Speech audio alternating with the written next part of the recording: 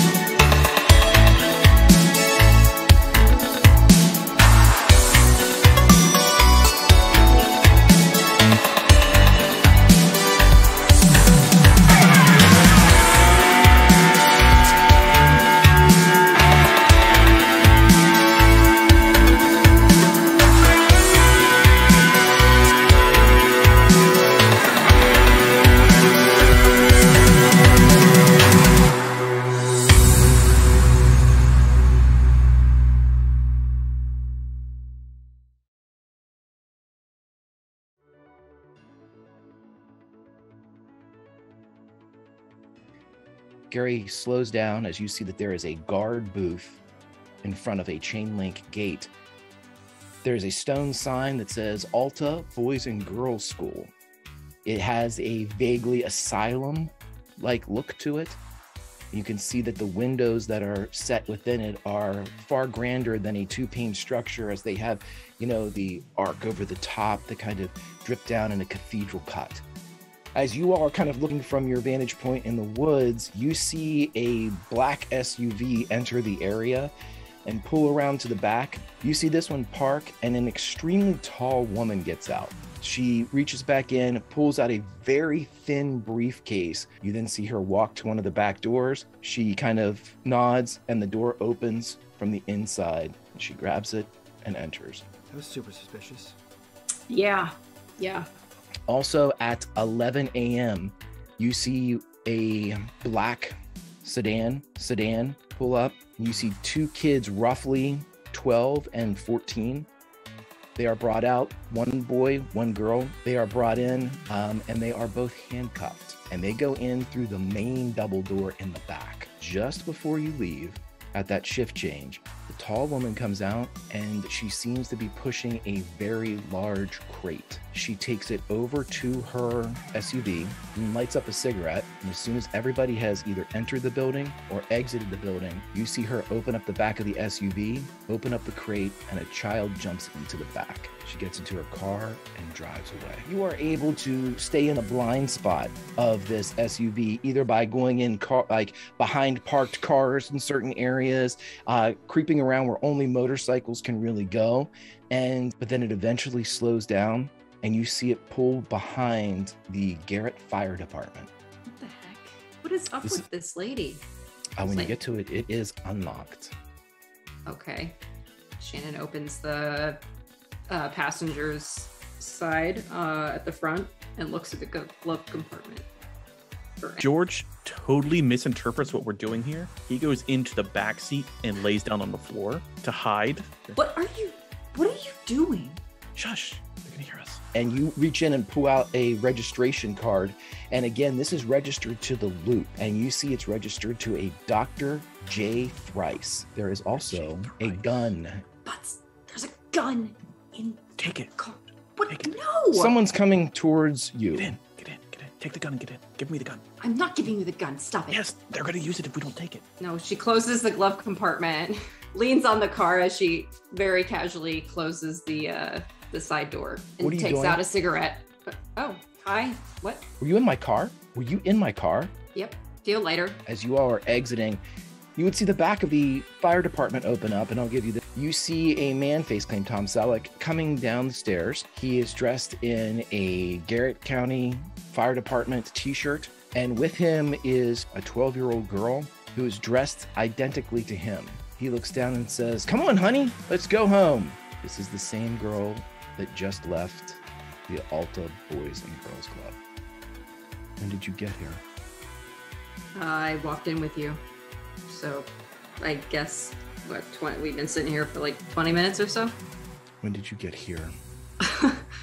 Okay, I just answered your question. I'm not really sure why you're asking again. When did you get here? Do you have a Mitch? Do you have a Mitch? Is this like code for something? I do not. I lost mine. Okay. What is a Mitch and where did you lose it? I watched him get shot. To him. Okay, who shot him? This Garrett is undefended. It's going to fall within the week. I'm trying to get as many children with potential out. If you are looking for Ben McKenzie, he's in the facility and I cannot get to him. Does that ring any bells? This is the site that I believe your father and Mitch's father jumped to. This is where they lost Mitch's dad. Your dad was here. He's gone now. This beast that is left is a crude rendition of your father. You mean the big muscle Hulk man? The killer. Do you have a Rob with you? We have many things. Do you have a Rob with you? What is the importance of having one? If you have one, they will see him. And she looks outside at the Amy's and the Aarons. They are coded to him. Oh.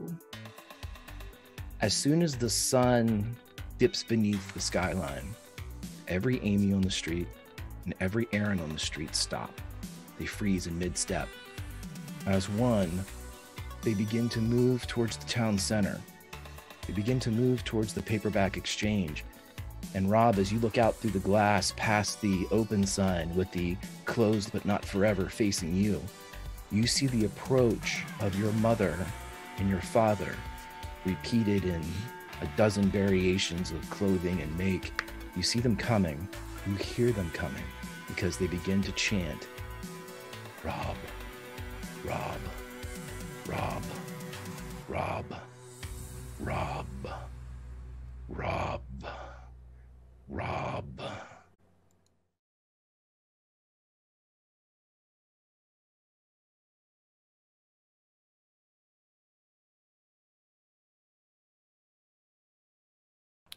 Arise, minions, and welcome to unMadeGaming. We are here for what could be the final episode of Atari Twilight. Thanks to you guys at home. We are on the board with four corruption bars from last week. It could only get worse from here. But first, before anything, as you saw at the start of this video, we are currently sponsored by Seeds of Decay, currently on Kickstarter. They funded in under 2 hours. They tripled their goal in under 24 hours. Go check them out. The creator, the artist, the writer is Daryl T. Jones, friend of the community, aka Splattered Ink. Go check it out. I believe it is a cross between the Smurfs meets the Fraggles meets Secret of Nim set in a D&D 5e setting. You get a bestiary, you get the campaign, you get the setting, classes, items, new magical stuff. It's super cool. Go check that out. Link down below. Any of those buttons down there. And as always, if you guys want to support the channel, the best way to do that is Patreon. Click on that link down there. While you're down there, click on that Discord link. Join us in the Discord. Be a part of the community. Be a part of the conversation. And as always, in the bottom right-hand corner is the corruption bar. That bar serves two purposes. One is when that bar fills, Greg kills a PC or NPC. You heard me, chat. That's what you put us up against. And two, every single dollar that goes into that bar goes back to these wonderful, amazing faces that you see here before you. Except Greg, he's neither wonderful or amazing. He is a monster. He still gets the money, though. That being said, I will turn things over to Greg so you can eeny, meeny, miny, mo which one of us dies.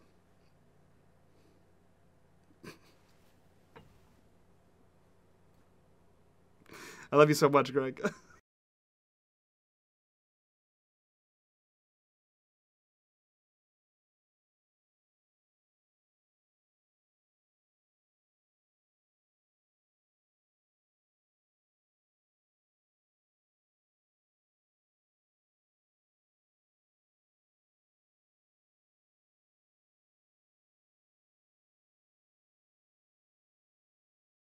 One of a limitless number of possibilities. Our kids, our heroes, will be traveling between these.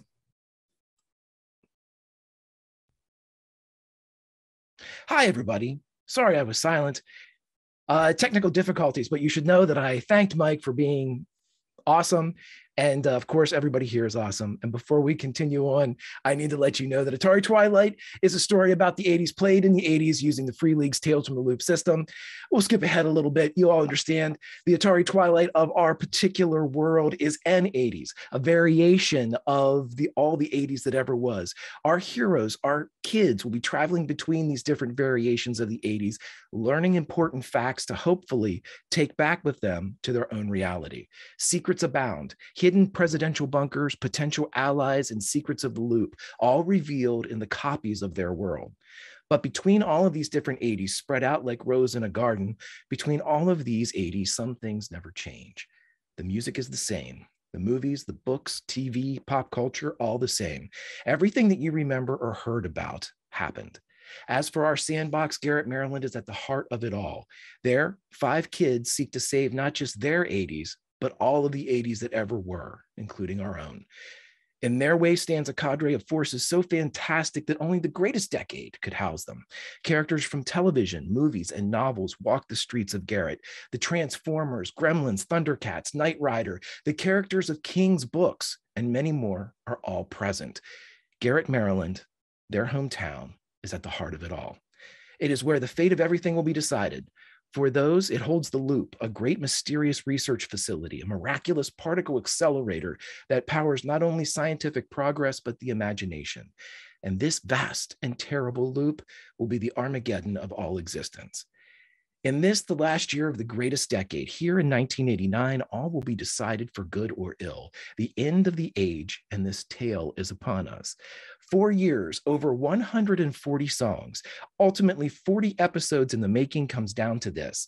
We return to N80s here in Garrett in the Highlands of Maryland. When last we saw our heroes, they were faced with an army of parental robots, a missing friend, and a mysterious adult. But then, that was then. Where are we now? The only way to go forward is to go back. Back one last time to our shared story, our 80s. Back one last time for the love and memories. Back one last time to stand with our fantastic heroes. George Butts, a human-robot hybrid looking for his place. Jerry Baker, can he control the rage and electrical powers inside him? Shannon Locke, she hovers close to the darkness. Is she too close? Ben McKenzie, currently MIA, or is that KIA? Casey Mitch Mitchell, the last of his kind, and Rob Ott, the youngest among them, and the current target of a dozen killer robots. Welcome one and all to the end of an age. Welcome, my friends, to Atari Twilight Rollout Episode 5, Death in the Family. My friends, a few things to go over before we start. We have our Spotify playlist, which is a current collection of this episode's soundtrack. It's songs from the 80s. And if you would, I think it might be best just to get things started with the very top track by one Jonathan Bon Jovi. It is Blaze of Glory. Go ahead and cue that up for me, if you would. And as the non-Richie Sambora guitar kicks in, I will let my players know this. Your luck and pride is restored. So if you have pride that you have used, it is back. If you are young enough to replenish your luck, you can do so. At this point, I would like to ask the group to select one person from your number. I don't care who it is. This person can roll lead. If you have any successes, for every success that you achieve, you will be awarded 2 dice. Those dice can be given to any of your friends in any role they have tonight. But keep this in mind, anyone that rolls lead right now cannot do so next session. Who would like to roll lead? This feels like a trap. We need it tonight. I have little to no capacity. I have a moderate to high capacity. Yeah, I was gonna say I have a pretty decent stat in heart and lead, so I can also do it. Do you Yeah, want to do it this weekend? Considering it's kind of like your episode. I have 8 dice for lead. Yeah. I also have 8. I have 6. So apparently my capacity was greatly exaggerated. I have a 2. Yeah. All right. Well, why don't we make it story? That's what I'm thinking. We're dealing with Amy's errands. I'm wondering if that's going to be a robot night. You know? All right. Yeah. No, I'm down for it. I'll do it. Let's hold on to your butts. I love this plan. Hold on to me. Ooh, cool, it's a good time to spend a luck. Just in case. I would just say you do have a luck that you can spend on this. Of course, you could push it, but that would give you a condition. Yeah, but no, we're gonna luck that out. Let's luck it out.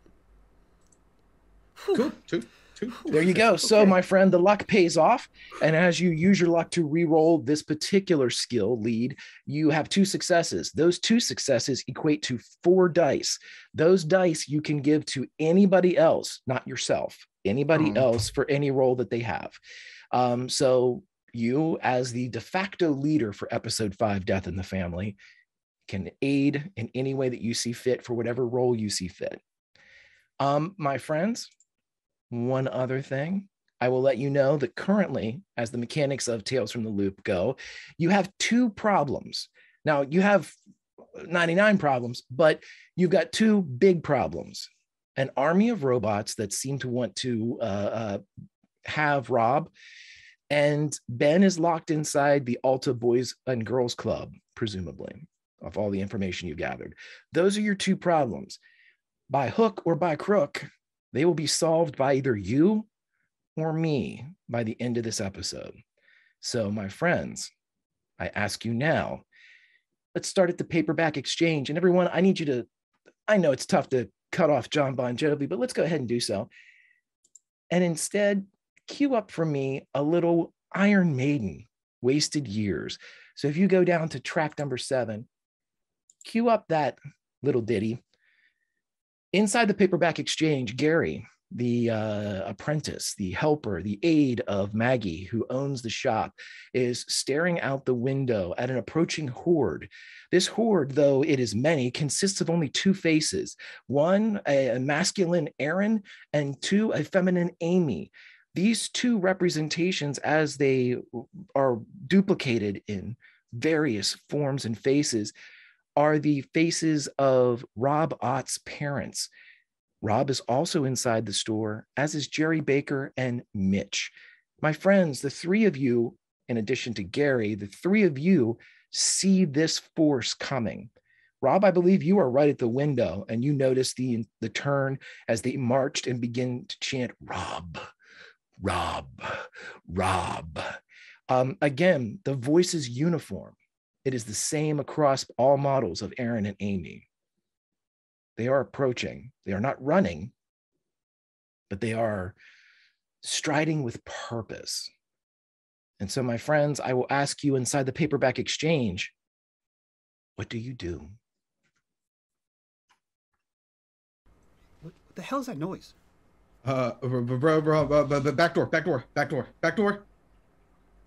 And Rob's gonna start backing up and just kind of point at the window. My parents are pissed. Wait, what did you do? I don't know. And he's gonna turn and just start beelining it for the back door. Gary gets close to the door and he sees this. And now Gary, who's from this particular garret, is, I guess, maybe more comfortable with these automatons that are going around, these Aarons and these Amys. And he says, I don't know what's going on. These things they're not doing what they're, and he locks the door. They're not going to get in. The whole front of the store is glass. They can't break anything. They don't do that. They're saying my name, and I don't exist. Yeah, this is some Isaac Asimov shit. This is just stay cool. Why don't you guys hide in the back? Gary, do you pick up? Gonna break do you lift weights at all, Gary? You're the biggest one here besides Jerry. Again, Gary looks like a young Bret Michaels, the lead singer of Poison. If there was a weight that ever found its way into Gary's hand, it was surely by accident. He is thin. 12-ounce curls. Right. Yeah. This is the young Bret before he fell prey to Coors Banquet. Okay. He realizes that he has the strength of Robot, and he's gonna look to Jerry. Jerry, can we grab one of the bookshelves? Grab the magazine rack, or like Breakfast Club style. Oh, hold on. Jerry's gonna walk up to the front door and flip the sign to closed. I don't think that's gonna help. It goes from open to the closed but not forever handwritten sign as it flips over to closed but not forever. As you do so and turn back around, I would like Rob and I would like Mitch to roll me an investigate, as at this moment, as Jerry kind of turns the sign and then turns back to you all, Gary does the same, and it's like the two of them facing you with the onrush of the crowd behind it. Mitch and Rob, give me a roll. 1 success from Mitch. 2 success for Rob. You may bank a success, Frags. So go ahead and keep that if you need it for an investigate roll in the future. Both of you bear witness as one of the Amys picks up what appears to be a parking meter. You see her pull it out of the cement on the sidewalk, and she throws it through the window as it strikes Gary. Gary smashes into the glass case. You see, just because it's glass and because of the ability to kind of see through the corner of it, that he struck that. As he strikes the corner, you see a gout of blood go across the top of the countertop, the one where he was sitting getting the comic books ready to go out to their individuals that had them pulled for this particular week's run. And as a Punisher war journal that was actually Gary's begins to get doused in his own blood, he falls to the ground, and you can see he's still moving, but he is horrifically wounded. My friends, what are you doing? I feel like as that happens, you just hear, oh shit, no, as it like smashes through the window. Oh, we gotta go. Rob, we gotta go. What did you do? Yeah, I mean, I made my bed. Fuck you. Jerry, can you laser fingers all of them? Back door. I'll be He's gonna die. Yeah, Rob's gonna kind of go to Gary and make sure he's breathing. He is.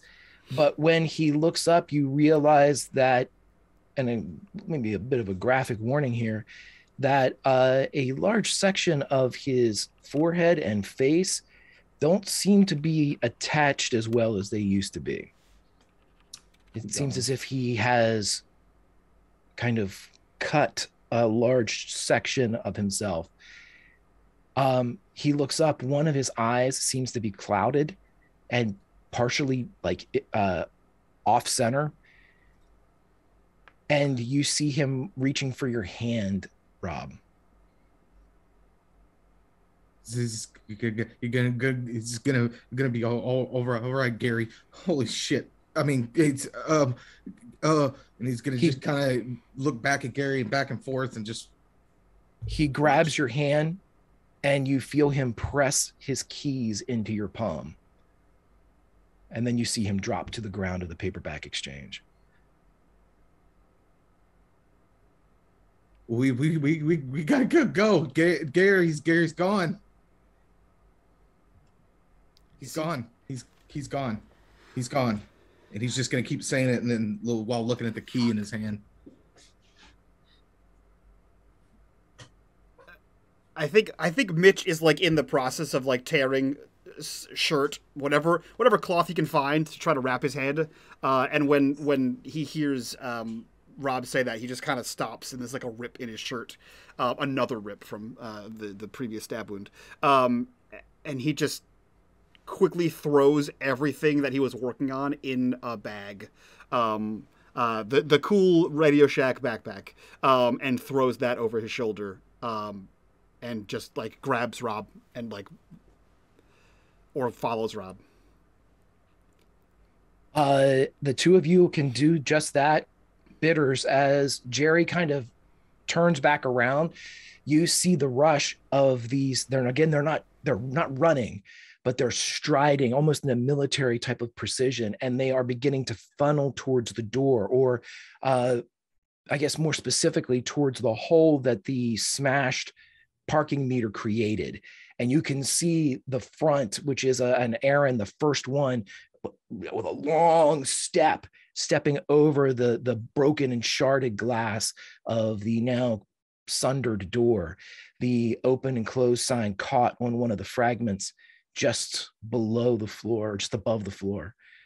What do you do, my friend, as you hear the commotion in the background of he's gone and the scrambling of Mitch to grab the tools of his trade?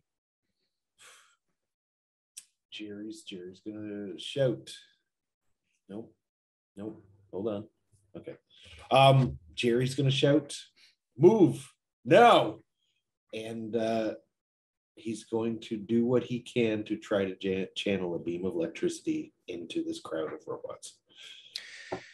Roll me a force, my friend, and as you do so, everybody, please go up. And if you would, go down to track number 12, Stan Bush's Dare. Cue that up. It's a single success. My friend, there are two ways to do this. There is the Green Lantern way, which is with a closed fist, and there is the Emperor Palpatine way, which is an open hand. How do you cast lightning from your body? I feel like Jerry's dad was a Palpatine, so he's a Green Lantern. Brightest day and darkest night, then. As you turn, if Rob and Mitch were to turn back, you would see as Jerry pushes forward with his right hand, he grabs his hand with his wrist, his right hand with his left, or his left hand with his to his right wrist, and you see a brilliant explosion of light, enough to make the hairs on the neck and your arms stand up, the smell of ozone to catch the air, as that first Aaron that was coming in, stepping over the broken glass, is electrified. And in like chain lightning or a bug zapper, it lances out to the next 7 in the line, and all of them in almost comic fashion. The only thing missing is the outline of a skeleton as they just freeze, and you see them moving in an incredibly inhuman and erratic pattern.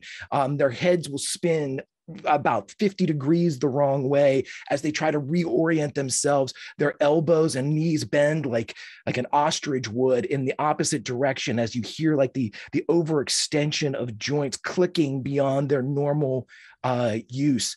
And as you hear and see all of this, Jerry, you're able to back away as you maintain this blast that's coming from your hand. But even though it lasts for a good 10 seconds, on that 11th second, it's gone. There is a quiet for a moment. The chants have stopped. And slowly you hear two things. Rob, Rob, and the sounds of police sirens. As you all disappear through almost Homer Simpson style into the beaded curtain that separates the public space of the paperback exchange with the rear office, we cut over to Ping's Fine Chinese Cuisine, which is just a mere 2 blocks away. But not directly inside, for inside sits Shannon Locke in conversation with a woman that has identified herself as Dr. J. Thrice. But across the street, in an alleyway, making sure his friend is safe and overseeing the area, is George Butts. Without the need for a roll, Rhino, George definitely hears this commotion, these crashes of cars, or these cars that are stopping. And then this almost like hearing a football game from a couple blocks away, you hear that Rob, Rob, Rob. And then in the distance, even beyond that, you hear the first kind of screech and squawk of a police siren. What do you immediately do, my friend, as you see that something is wrong or hear that something is wrong with this Garrett? I'm going to go to the bike. I believe her motorcycle is in the alley with me. So I'm going to hopefully kick that on and get it over to the diner to help get her out of there. Sure, absolutely. And as you kind of go over to her bike and prepare it for travel, I'd like you to roll me an investigate. Uh-oh. 1 success. You don't feel right, George. You can feel you're sluggish. And in the corner of your vision where you saw that prompt, that cursor, there's something flashing. And when you look at it, it looks like a little battery.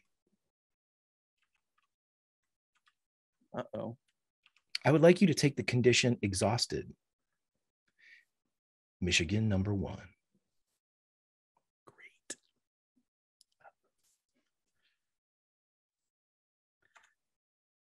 Okay.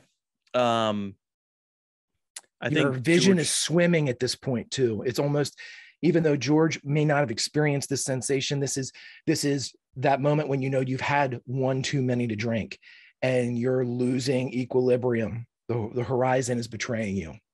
Okay. I think because it's happening so rapidly, I think Butts is realizing it, and he's frantically going. If the motorcycle isn't started yet, he's frantically going to kick that start.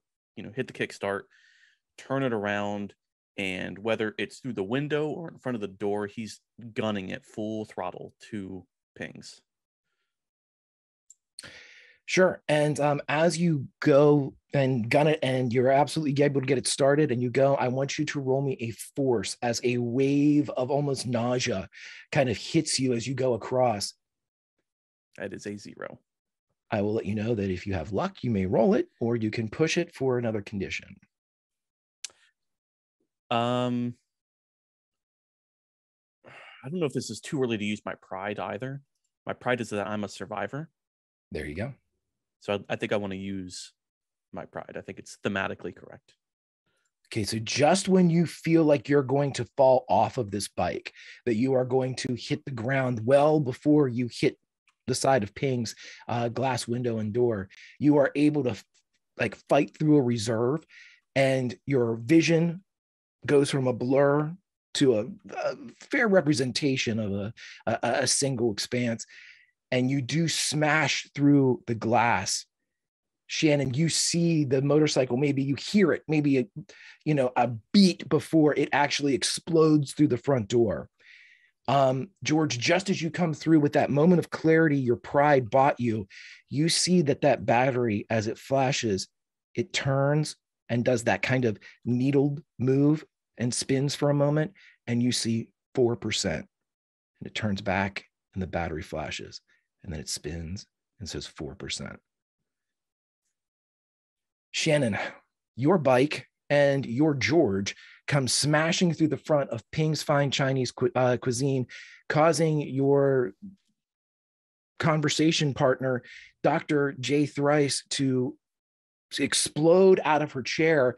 And you see that she throws the saucer of her cup, and it strikes George directly in the chest. Does no damage, but it seemed to have been pure reflex on her part. As for a moment, the three of you are standing there, and Thrice just looks between the two of you. But before she questions, you can see that now with the door shattered, even Shannon, without the need for a roll, you can hear the Rob, and the beginnings of the police siren. With the crash, Shannon, what do you do? Initial shock, and after she throws the saucer, no, it's just one of ours. Butts, are you okay? With the dramatic, I wasn't in trouble. We don't have time. Yeah, this has to do with Rob, I'm guessing, and the acoustics happening out there. I'm kind of dying right now, so we got to go. I can't explain it. Okay. You know how like gas tank's empty? That's happening right now. Right.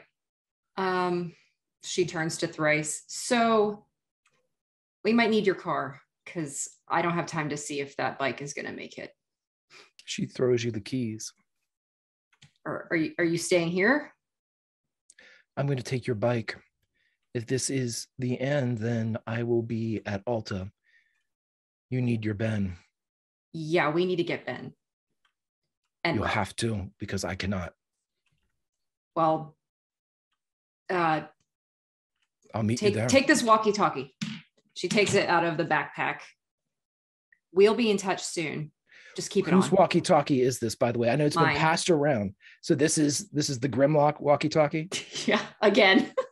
Right.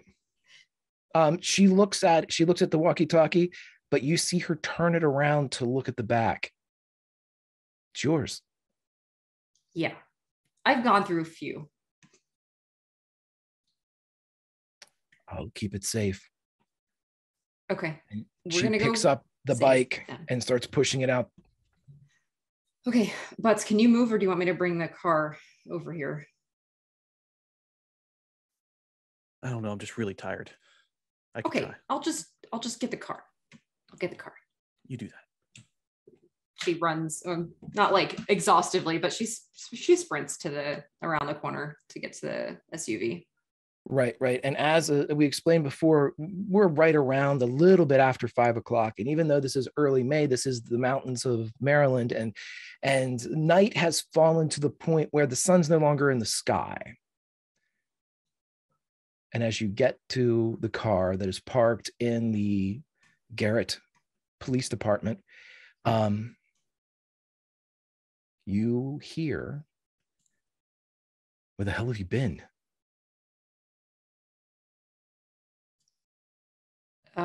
She turns to see who it is. It is Dutch, Michigan number 2. Kind of dealing with a crisis. That's where I've been. We've got to move the car. I know. I got your note. A lot of other stuff is happening all at once, and I had to cover for my dad. What do you mean it doesn't matter? They're here. We need to move the car. If they get the car, bad things happen. And I think that knee's flipped. I think he's talking with that FBI agent. We've got problems. We need to get the car. We need to get it out of town. That's our job. Okay. Is there anyone else who can get it? The hell are you talking about? No. Okay. I'll get rid of the car. Okay. We have to get rid of it together. You can't do it by yourself. Why not? I need you, as you see Dutch inhale, and he pulls back from you a bit. My friend, if you are going to lie to Dutch, I am going to need you to roll me a charm. It's my favorite stat. I have the most. It's not the worst, actually, but it's pretty bad. Okay. Chat be with me. Nope. Don't you praise know chat. They're the ones who got us in this problem. Yeah, but they can get me out of it too. Okay. You know what? I have another Michigan that has already come in. If another Michigan were to come in, I will make a declaration right now that it'll be a positive one that may help the group. But the ones that have already come in, they're mine. Okay. All right, fine. We'll go together. You may use your pride, or you may push this for a condition if you want to attempt to re-roll that. Up to you, Meta. Totally up to you. Yeah. All right.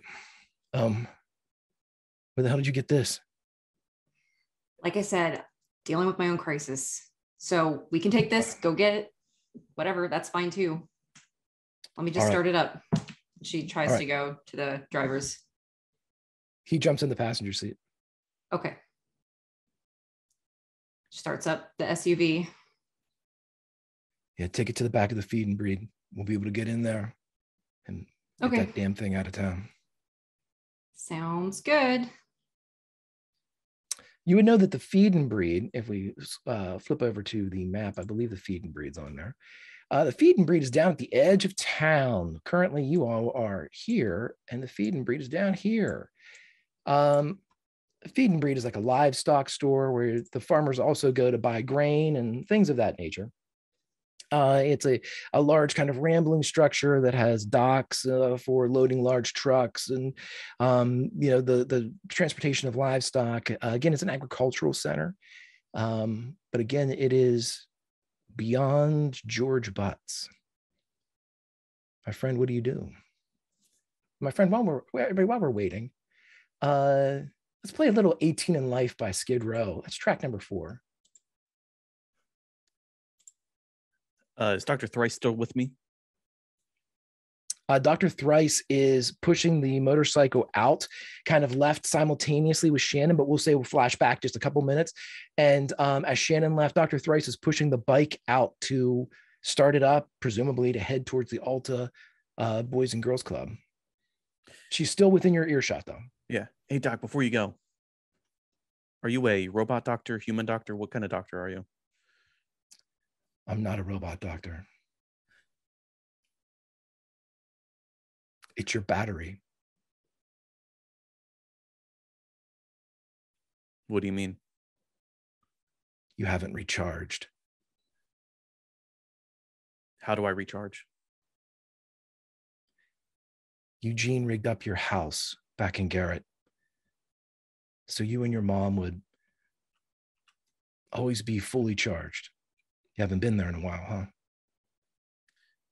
Not in a long time. I'm not a robot doctor.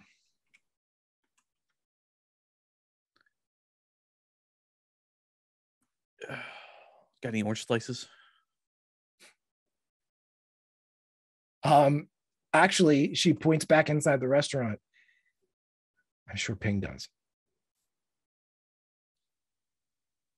All right. Well, best of luck to you.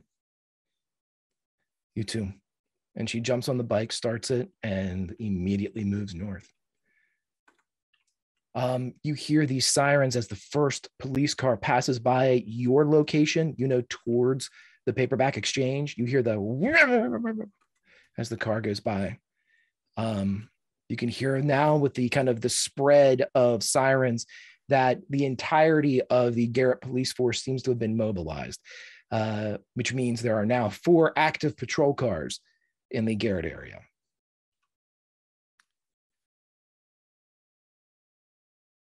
It flashes up again. 4. Oh, I'm gonna try to use my walkie-talkie. Sure. And if all I can do is send us one message or whatever, it's Jazz needs help at the palace. Hopefully it's coded enough to not be too generic and coded enough to be understandable. And I'm going to start looking to see if there is maybe a bike, something to help preserve my battery. And if orange slices, maybe eating will help some too. I don't know. I'll just start stuffing stuff. Like, I don't even care when I'm eating. I'm like a Hoover. And there's plenty of, I don't want to say discarded food. There was plenty of like order up food that wasn't taken anywhere with the your arrival through the front. So you're able to like, grab wonton and things like that as you're just kind of shoveling it in your face. And you do know that just parked right outside is the Pingmobile. Well, I gotta take the Pingmobile, Greg. You don't have to, but it would be wrong of me if I didn't. Sure. I will immediately go to the Pingmobile. Hopefully the keys are still in it, or it doesn't require a key. Oh, it's ready to go. I hop on it, and I unfortunately won't go to help my friends. I think I have to go to the Butts estate to see about recharging. Okay. As you get on the Pingmobile and head even deeper into Garrett, let's go ahead and move you then towards, on the map, you're en route to the Butts estate. Shannon is en route to the Feed and Breed. We'll put her about right there. And the rest of the Autobots are at the Paperback Exchange, where as the Pingmobile moves off, our camera lances up through the sky and wheels through a now chaotic Garrett, as there are automobiles that were abandoned by these Aarons and Amy's. And as we flash through the streets in front of the store where Rob had been standing and kind of looking through the glass in the display window, seeing his mother and father presented as like customer goods, you see that there are workers that are coming out and they're waving what looks like a wand around and hitting buttons. And when they hit a button, you see one Amy kind of fall limp, one Aaron kind of fall limp, still maintaining that standing posture, but their shoulders slump and their heads slump. And before these wands can matriculate through more and more Amy's and Aaron's, the others fall on them, and in a cloud of chaos, these workers are dismembered. Let's cut back to the Paperback Exchange. You all are passing out through the back. There is the sounds of chaos, the sounds of sirens, the sounds of police presence here in Sleepy Garrett, or not so Sleepy Garrett anymore. But in front of you is the 1979 Camaro of one Gary. What do you do? Greg, when do we hear Butts' message? We will say it'd be right about now. Okay, great. As soon as you get outside, that would sync you guys back up to what happened there. So I think Mitch has one ready, and he was like pulling it up to his face as Butts' message squawked out, and he completely ignores that, clamps down on the button, and he just yells into this, "Mayday, mayday, mayday, mayday, mayday, mayday! Rob's under attack by all the robots! So many robots! Mayday, mayday, mayday!" And then that continues for too long as he is scrambling to get into the Camaro.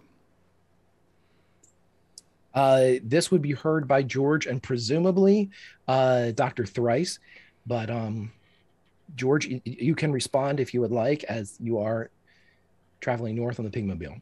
Yeah, I think I would say, sorry, Eric, like my voice would start dipping down and slowing down because my battery's so low. Well done. You're coming in broken. Mayday, robots, over. Gotta get a charge. See, now, everybody, if you've been with us for a while, this is the moment where we've often talked about, Frag said it last week, crying wolf for the cardiac arrest. You know, if Rob would ever have a real cardiac event, no one would believe it. Rhino has fucked with these walkie-talkies the entirety of the series, and now when it's necessary to really convey emotion, it only sounds like he's fucking with Mitch, which I love, making the slow down voice. So anyway, everybody, remember, when faced with Robot Armageddon, listen, if you are ever handed in the apocalypse or anytime, if you're ever handed what looks like a Michitaki, it's not a toy. It could save your life. Absolutely. So at this point, too, Bitters, you would be the last one out as you kind of pass in through the beaded curtain, through the very back door that leads to the outside into the May 5th air. And as you move out into this area and presumably close the door, you can hear now that even the ones that were stunned, wounded, destroyed, that you hit with the lightning, there is at least some type of presence inside the paperback exchange now. Of course, it's beyond, you can't see it, but you know that they're in where the comic books are, in where the public would be purchasing things, and they're coming your way. Yeah. Jerry will follow up the rear, making sure that Rob is keeping up, basically.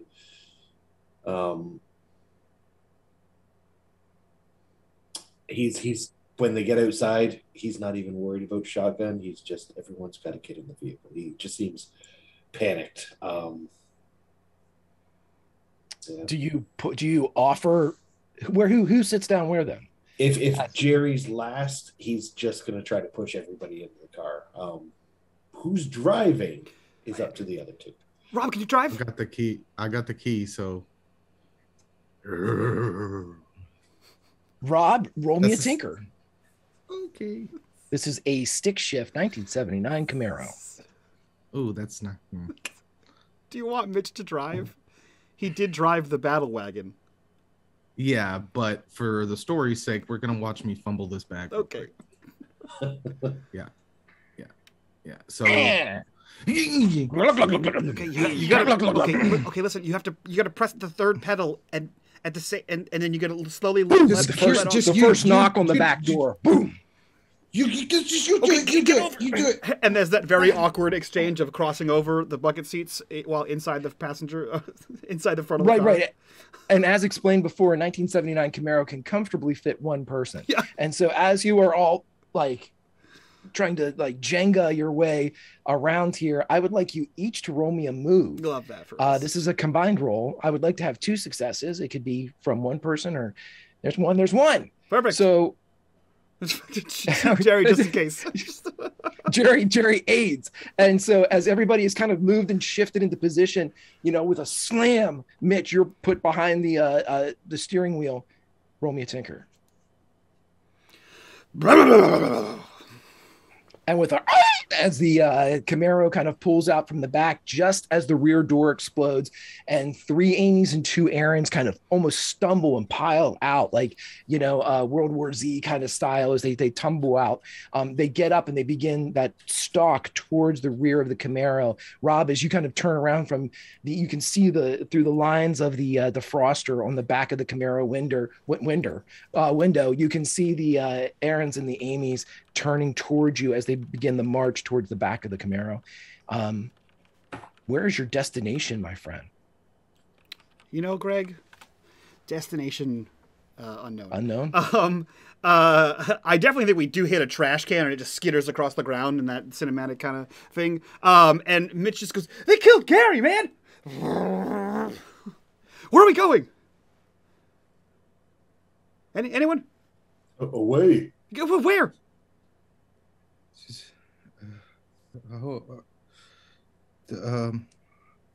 I don't know, man. They killed Gary. I saw that. They javelined him in the chest. Where are the others? No, it was his head. I think the glass cabinet got his head, but yeah, either way.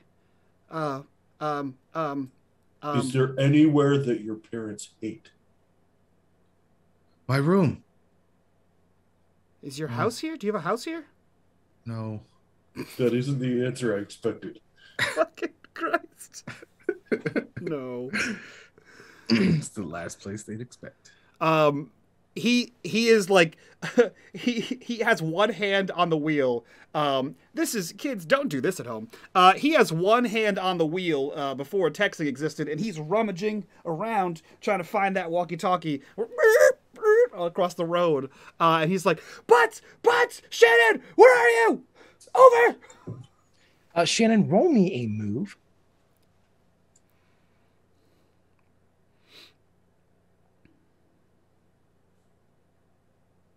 Two successes. Shannon, you are able to move the SUV out of the way just as a 1979 Camaro almost careens into it, and you are traveling in the opposite direction. You spin around as it comes into your lane for a moment. You hit the side, take a little bit of dust with you as you continue towards the feed and breed. And Dutch's head whips around as he looks back, and he goes, "Who the hell is that?" It's a Seville guy's car, Gary. Okay, so he's probably drunk. I don't know. That wasn't him. What do you mean? He's friends with those guys. Is that them? I don't know. I was trying to not crash into another car. What should we do? Should we get them? I thought you wanted to deal with the car. Yeah. All right. Okay. Is that what you still want to do? Yeah. We got to. If Nee's turned, then they're going to get it, and we can't have that. Do we need to track down Nee? Not yet. We've got to take care of him, though. Okay.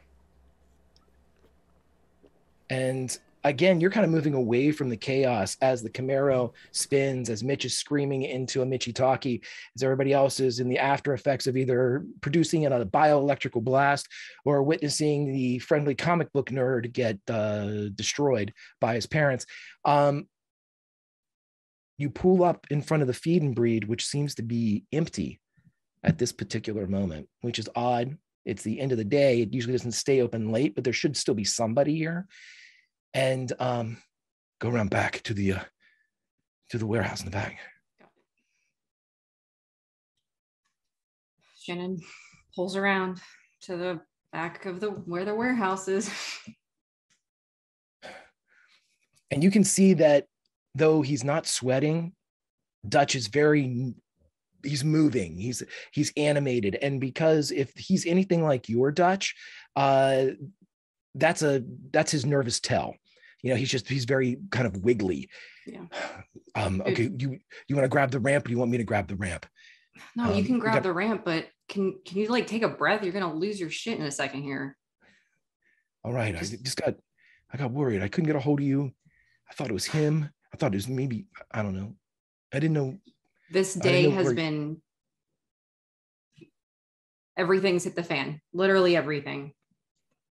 Cops were at the house this morning. It was just like a whole thing. What? Yeah, it was for my dad. That's why I said I had to deal with my own crisis. That's crazy. Okay, I'm sorry. I didn't have any idea.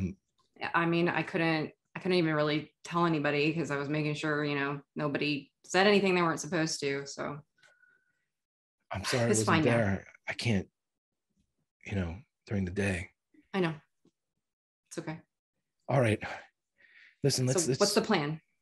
I'm going to go grab the ramp. You go in the warehouse and get the car. Don't let it, do its thing. Just fucking ignore it and get it out here. Okay. Got it. Easy, right? Mm-hmm. Simple. He walks with you and you see him go over to one of the loading docks and he grabs a massive ramp that is maybe, 10 feet wide with a 15-foot slope. It's reinforced with metal. There are no wheels on it. And he begins to drag it over to the far warehouse. Wow. Okay. Yeah. Again, Dutch is played by River Phoenix, and rest in peace, River. He could not move a dock of this size. Yeah. She's going to pretend to not be surprised, but in her head being like, oh shit. And go into the warehouse to look for the car that she's not supposed to talk to. As you open up kind of the regular personnel door, you see a completely dark warehouse. Just enough of the night has passed. There are no windows in this area. This is something where at one point they had livestock that would stay in here. And this is the type of livestock you don't want to know if you have chickens in here, you don't want them to know what time of day it is. So all the windows are blacked out if there are any to begin with. And as you walk in this total darkness, your senses begin to take over as that bleed of darkness turns into almost a black and white that creeps away from you as your heightened senses kick in. But before it can extend into the very depths of this warehouse, you see a red light go.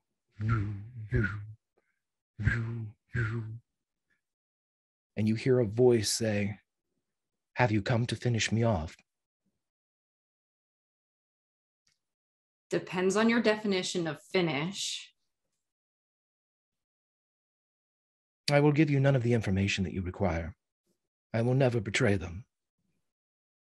I understand. And I'm not asking you to betray anybody. Actually, I was told not to talk to you. And so maybe we can have a very brief conversation about how we can help each other.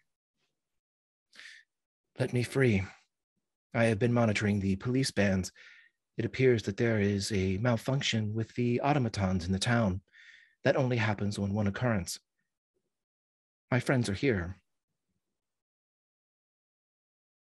So are you happy that they're broken or not? I'm not happy that they are broken. And again, that but I am happy to know that my friends are here. I would find my friends. And how many friends do you have? Because that's a lot of people that you might need to find. Well, not people necessarily. Well, I hope that I am going to be finding 4, maybe 5. Okay, maybe I can help you find them.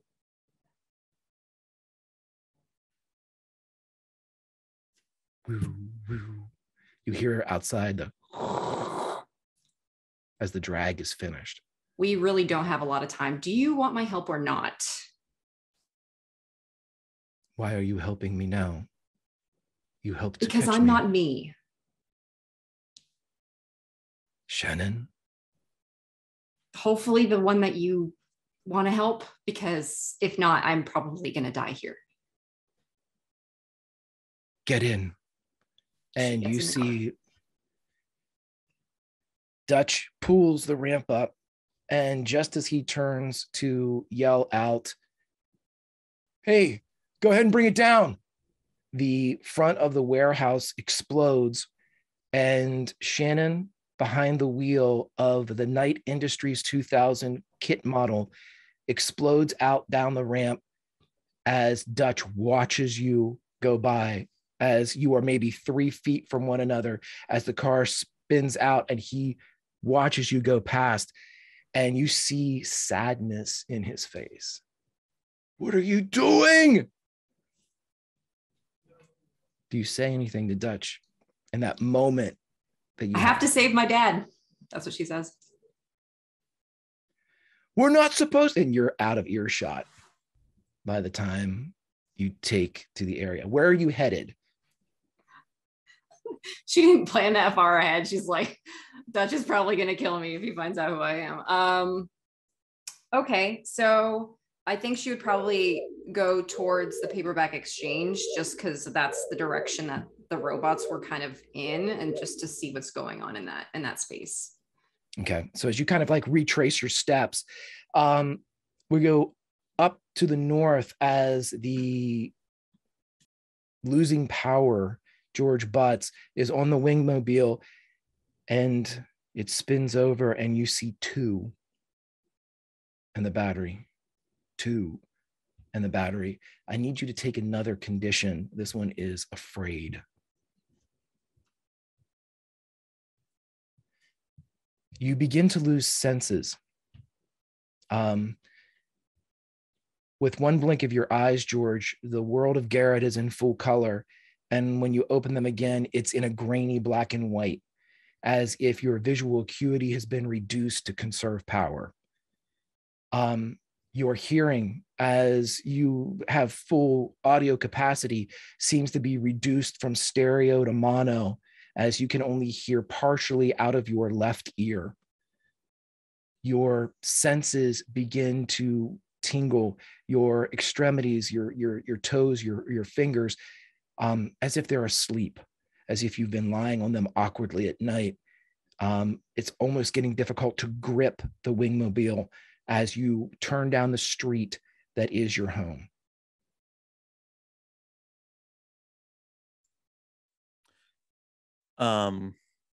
George will do everything he can to keep that throttle going and keeping himself onto the pingmobile. Hopefully the gate is open. If not, he's still going to try to crash through it. He's a robot. Maybe it'll work. The gate is open. And this is just by a matter of happenstance. It seems that it's in the process, or was in the process, of closing, but due to an electrical disturbance in town, the grid seems to be rebooting, and the gate is kind of halfway open, and you're able to get in, but you realize your parents are not here because they are going to hot tamales.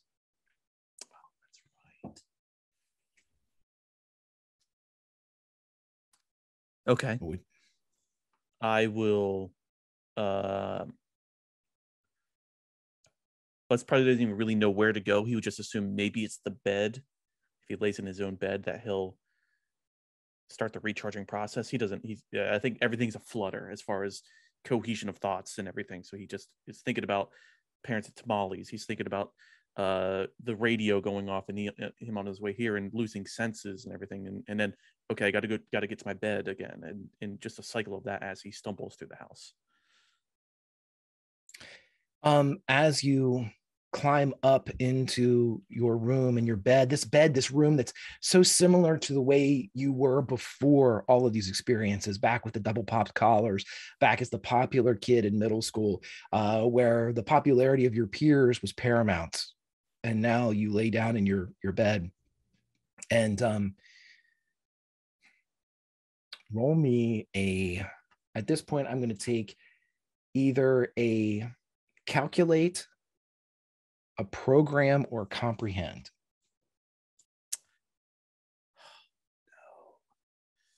I think I might have, with these conditions, I'll be rolling 0. Well, I guess you only roll 2, but yeah. I'll do a comprehend. 1 success. As you are in your bed, incapable of any type of sleep, even though you're extremely tired, that flips over from 2 to the battery to 1 in the battery. And one of your eyes goes dark as you're just looking out of your right eye now. Gone is the ability to have any type of 3-dimensional rendering of the place. And that's when it comes to you that you in this world, you're not a robot here. This house wouldn't be powered or wired for such. You and your mom weren't taken from another dimension and placed here. This is where you always were. Therefore, Eugene Butts did not have to wire this Garrett's home. And it flips over to 1. And as chat already guessed, you are reminded of one other thing. You remember that when your mom was behaving very oddly, she ate grass. You have no idea why, and you never did. I imagine at this point, I'm crawling. So I'm, whatever's in my way, it's getting slightly pushed to the side. I probably am not even on my palms. I'm probably like dragging like a primate as I go through the house again and open the back door and face plant in the back lawn and just take a mouthful. And as you do, you're literally the last couple, as you're getting from the deck that has the infamous Butts hot tub, as you are literally military low crawling, you're dragging yourself across this patio for 3, 4, 5, 6 feet, and you are just able to get your head over the side and into the finely manicured lawn. As you begin to chew on the grass, the world goes dark.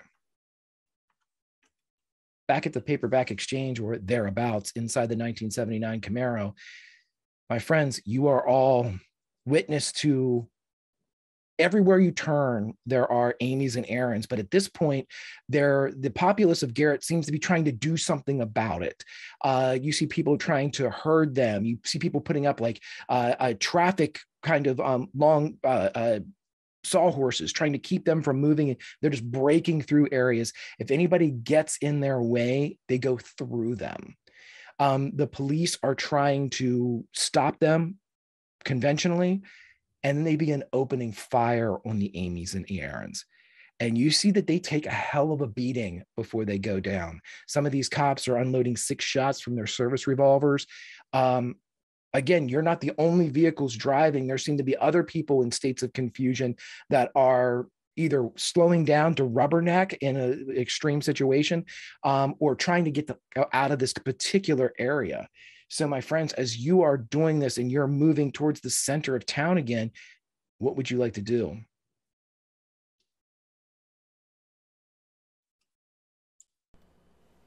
What direction are we going in, Greg?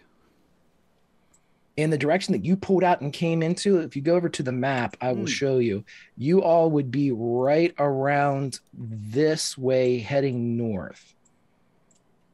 Okay, heading north. And north is... strangely enough, too, yeah. North is this direction,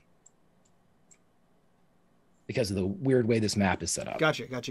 Okay, so we would be heading vaguely in the direction of like Sarge's house? Yes. Okay. I think Mitch makes a snap decision. You're on the same... Yeah, Mitch makes a snap decision. No one's responding on the Michitaki, and there is a clear emergency. And the last place he knows anyone went is Jimmy went to Sarge's house.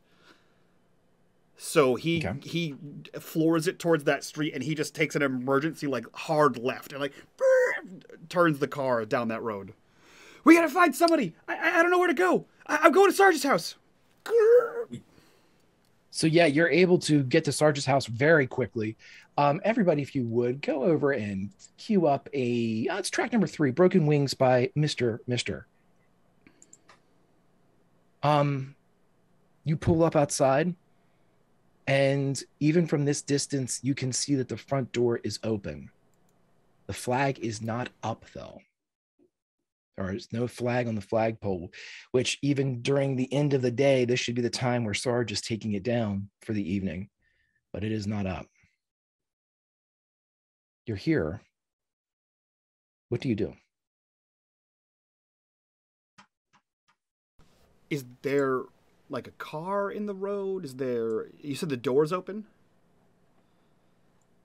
The door seems to be open, which is strange because Sarge was killed last night. Yeah. Are there any Amy and Aaron's around? I'll give you this one for free. You see none.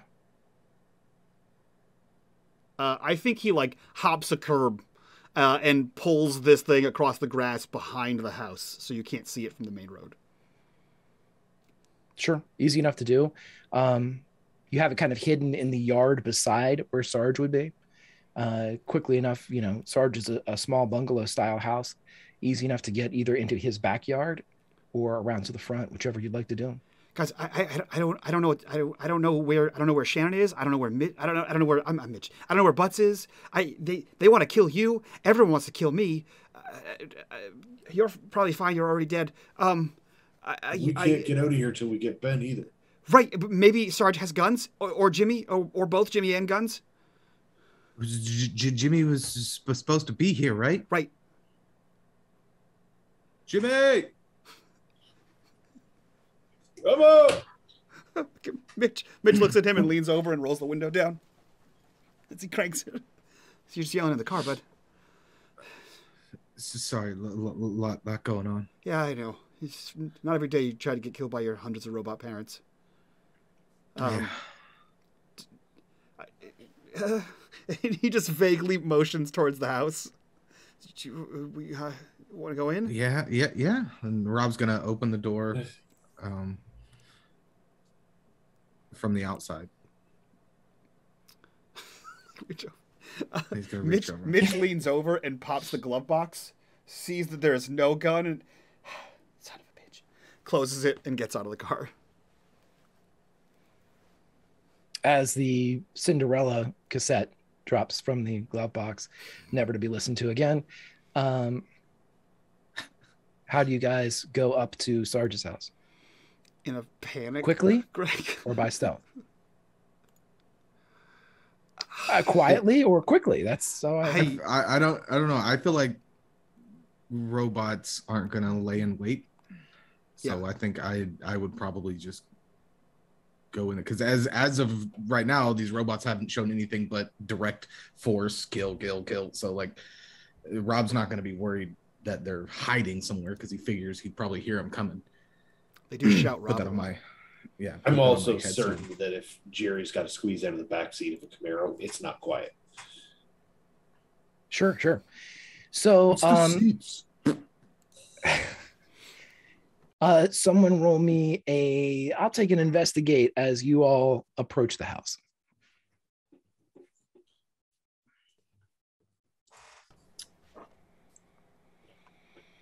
I'll spend a look. Sure. I got one. Son of bitch. I don't get a look. So it is Rob.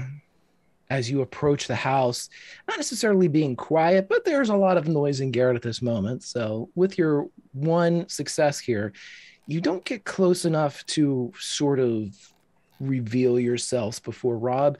You hear a conversation going on inside the house. And by a conversation, I mean that you hear moaning and a voice speaking. You're just a little too far away to hear what's being said, though. Rob's immediately going to put his finger over his mouth at the other guys.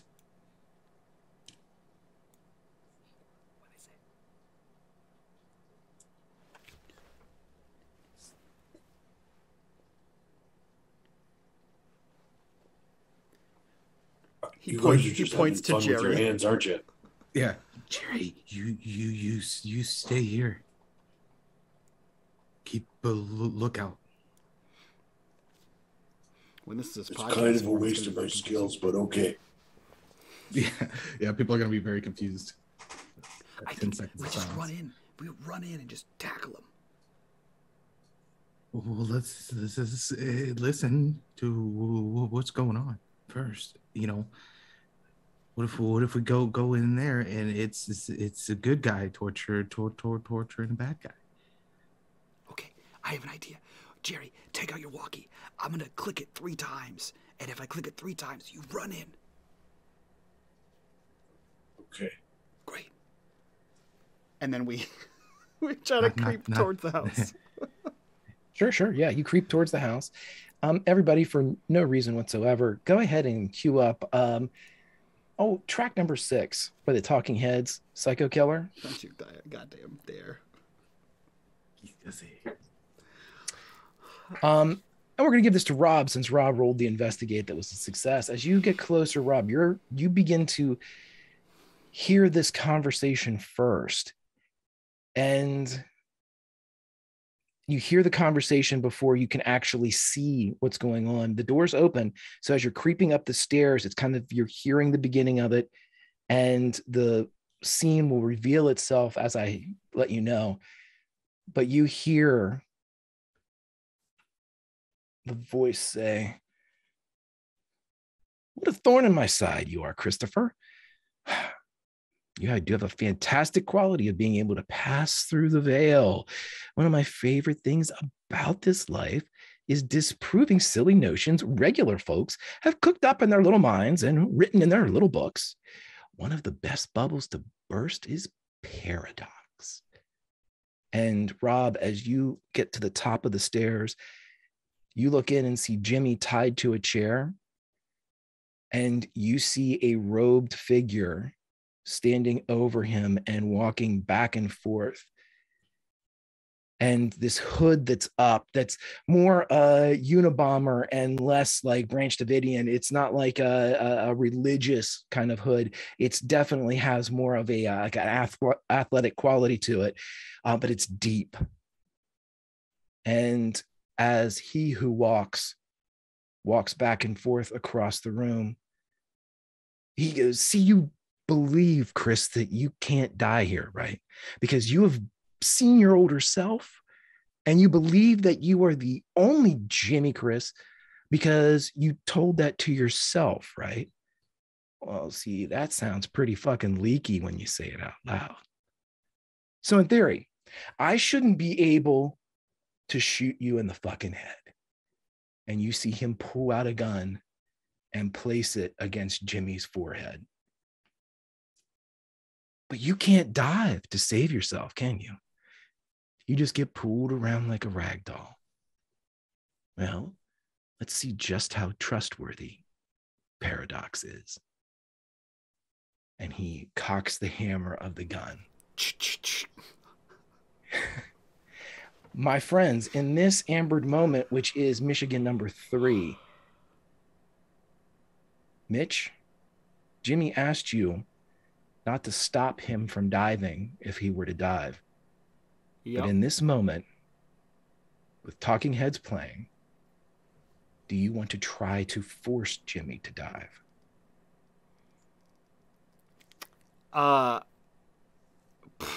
You know, I gave him the walkie.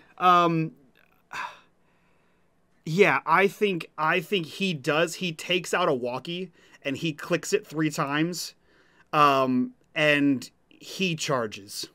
Except he doesn't charge at He Who Walks Between the Rows. He charges at Jimmy, and he's going to tackle him and tip the chair back. And I will try to force a dive. Okay. So as you're running and you're gathering kind of steam, both spiritually, mentally, physically, as the 3 clicks go off, Jerry, you hear that. Rob, you see Mitch just get up and run into the room. You've seen the situation as well. You see this hooded figure with a gun to Jimmy's head, and Mitch is charging in. The last Mitch, is running into this room.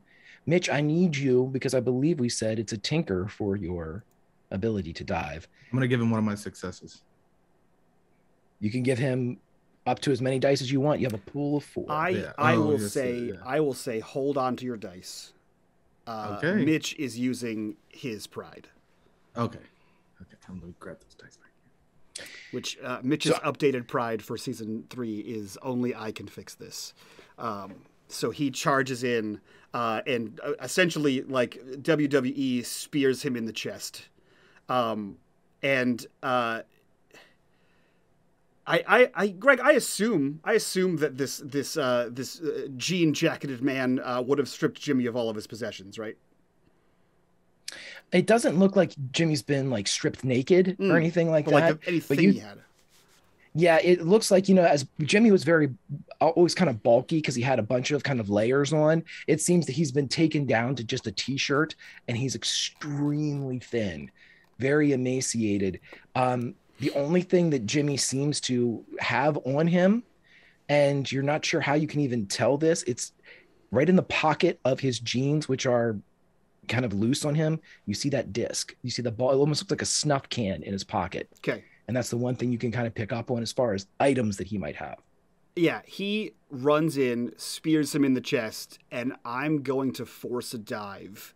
And if I can, Greg, the walkie that he just clicked 3 times, he like basically plants it on Jimmy's chest, like as the chair falls and the dive sort of starts. Okay. Here's how everything happens. Everybody take off talking heads. I don't want that right now, but I do want, because this is a Mitch moment, let's go back to a little bit of wasted years from Iron Maiden.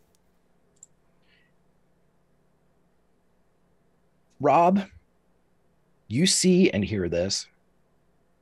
Butts, you hear this. just as Mitch runs in and spears Jimmy from the chair, and the chair begins to move, a gunshot goes off. This is right beside the heads of Jimmy and Mitch. Mitch, you aren't going to take a condition for this because you spent your pride, but narratively and for RP purposes, you're fucking deaf as this thing goes off in this close space right by your head. You hear an exclamation come out of this hooded figure. It is obscenity laced. It is surprise, and there is a hint of fear. Rob, Jerry is right behind you, charging in, presumably. You are closer still. I need to know what Rob does, and then once Rob acts, Jerry would see that, and I need to know what Jerry does before we go back and resolve this. Rob is going to sweep the leg per se. As he's coming in at this dude after the gunshot, he's pretty much going to dive at his knees because he's he's a small guy. That's the best way you can really take out somebody taller than you, right? Yep. So yeah, I mean, if I learned anything from Roadhouse, that was always take the knees. Rob's pretty much making a diving tackle for the dude's like knee, leg, lower portion. Roll me force. 1 success. You absolutely take him right in the knees in a textbook tackle that would make any Edgar Allan Poe Raven proud. And as you do so, and he begins to move, again, the gun goes off, and you realize that it was tracking Mitch and Jimmy even after the first shot went awry. And this one goes up and shoots at the ceiling. Again, this loud echo in this small space. Jerry, you take the top of the stairs as you see Rob take this gunman in the legs. What do you do, Jerry? Quickly assessing the situation, Jerry realizes the gun is going to be a problem. So he'll charge this fallen gunman to try to disable or disarm him if possible. You're charging towards him. I'd like you to roll me and investigate as you do so, please. Somehow I got 2 successes. And 2 is what you need. As you run in, you bear witness to, you are our narrator, Jerry, as we are looking through Jerry Baker's eyes. And in this moment, you see as this walkie is pressed into the chest. You have a moment, Mitch. What do you do as you're tumbling backwards? That first shot goes off, both of you rendered, kind of dazed by the proximity of the blast. And as you fall down, another shot goes off above you as Rob comes in and takes the gunman's legs. But what does Mitch? He plants that walkie on him, and like with whatever force he has left, like I assume his feet hit the ground after the chair does, and he just kind of shoves the chair off, hoping that like the dive continues without him being attached to this thing. And for 2 episodes later, the reveal, Greg, on the back of the walkie is duct tape that says Alpha Trion. Love it. And so as Jimmy's eyes go wide and he sees you, as you push him, it's almost like you're watching like T-1000-esque.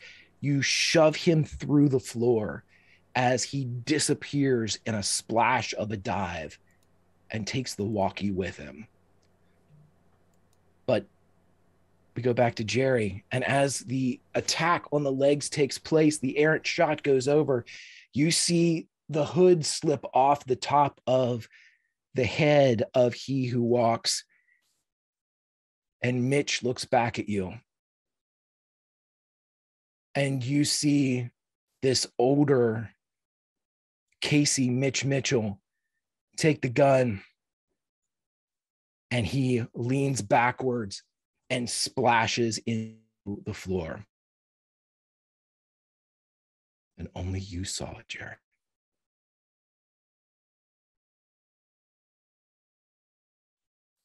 And Kit And this little console in the center says, I have police reports from across the area. I'm trying to triangulate using local closed caption televisions. I haven't been able to locate any of your friends, but we try to check common areas, the back exchange. Where should we go? That's we need to save Ben. And I have one person that I know for sure is in one spot. So we're gonna go save Ben. Who? Dr. Thrice. Mitch's wife? What? Hold on. Dr. Thrice is Mitch's wife from the future? It's all a matter of perspective. Okay, so then are they good or bad? In my experience, they have been decent. Okay. Can I just be really blunt with you? Are you good or bad? I have often been called adequate, but most refer to me as a tool, presumably the good kind and not the kind that means you're a dick. Okay, so like more like, are you here to save the world or destroy it? I am here to help. Okay. Okay, that's fine. Yeah, we're gonna go find Thrice and save Ben and then find everybody else. Hopefully. Those are the people that you were looking for that you were talking about as friends, right? Ben, Rob, Mitch. Wait, Mitch. That's so weird that he has a wife. Oh, okay. It is because most marriages end in divorce now. Right. I was 52%. Thinking more like he's so immature that I can't imagine a woman ever wanting to be around him long enough to be his wife, but that's fine. Between you and me, I have shared the same observations. Great. Okay. Well, can you tell me more as we're driving? Can you tell me more about Mitch from the future and his wife? Like what's up with Thrice and him, or what are they doing here? I never knew that Mitch. Okay. In fact, I have only ever met one. Okay. Which one have you met? The one that is bad. There's a bad Mitch. Okay. Why is he bad? What did he do? His motivations are unclear at this time. Either they have been shrouded by his paranoia or they have not been revealed to me. So he can dive or not? To my knowledge, you just pass outside of, as Kit has woven through expertly through the streets of Garrett, you're just now coming out of the north end of Garrett. Okay. I am monitoring. How did you get here? I was sent. By this who? Garrett does not have a veil. A veil? A veil, a preventative field that keeps people from diving in and out of it. Oh, okay. And other Garretts do? Only one Garrett does, yours. Oh. Makes it very difficult to go or even leave. Right. Okay. Have you met any of the others? I have met a few. They are no longer with us. As in dead? Yes. Have you met a me before? I met the bad you, the one that put me in that warehouse. Yeah, there's a lot of me like that going around apparently. Sorry on behalf of you are the us. first good you I've met. Oh. There's an awful lot of bad yous. Yeah. I've seen you die 3 times and betray your friends 10 times. Cool. Let's just keep that between us. Duly noted. Okay. So do you know anything about this Alta place? The kids' prison, correctional, I don't know, whatever you want to call it.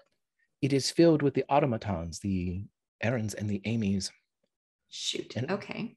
also anybody that they feel is a threat is placed there. Ben is certainly in the secure section. So if you were to infiltrate said prison, what would be the best chance of success? How many operatives do I have in play? One? Currently? Presumably you? Well, there could be more, depending on whether that's necessary. I mean, backup would be good, clearly. I estimate a 2% chance of success with only one operative. Okay, that's bad. I should maybe rethink this whole thing. Crap. As you all were talking and you pass through the northern end of Garrett, our camera spins a bit. And everybody, if you could go queue up track number 5, The End of Innocence by Don Henley. There's a pinpoint of light that expands into a black and white world. And in the corner of this black and white world, a battery goes from 0 to 1 to 2 to 3. George, you are back online. You have a mouth full of grass. It's not anything near as civilized as when your mom did it. But somehow, some way, it's given you enough of a burst. What do you do, my friend? I take a slice for the road. Sure. I go back out front. Well, actually, no. Before I leave, I go upstairs and see if my jean jacket is still there. Grab it. Sure is. Grab a handkerchief and head to the Pingmobile. And I peel out. Destination? Towards Ping's, he's going to retrace the steps. Maybe if the paperback exchange is on the way, he'll make that, but he's hoping that Shannon made her way back to where she was supposed to go. Sure thing. Then let's go back to Sarge's house. In the moments of the aftermath, Jerry, you're still standing there. The figure splashed to the point where, Rob, your arms kind of close around the air where once there were a pair of legs and knees.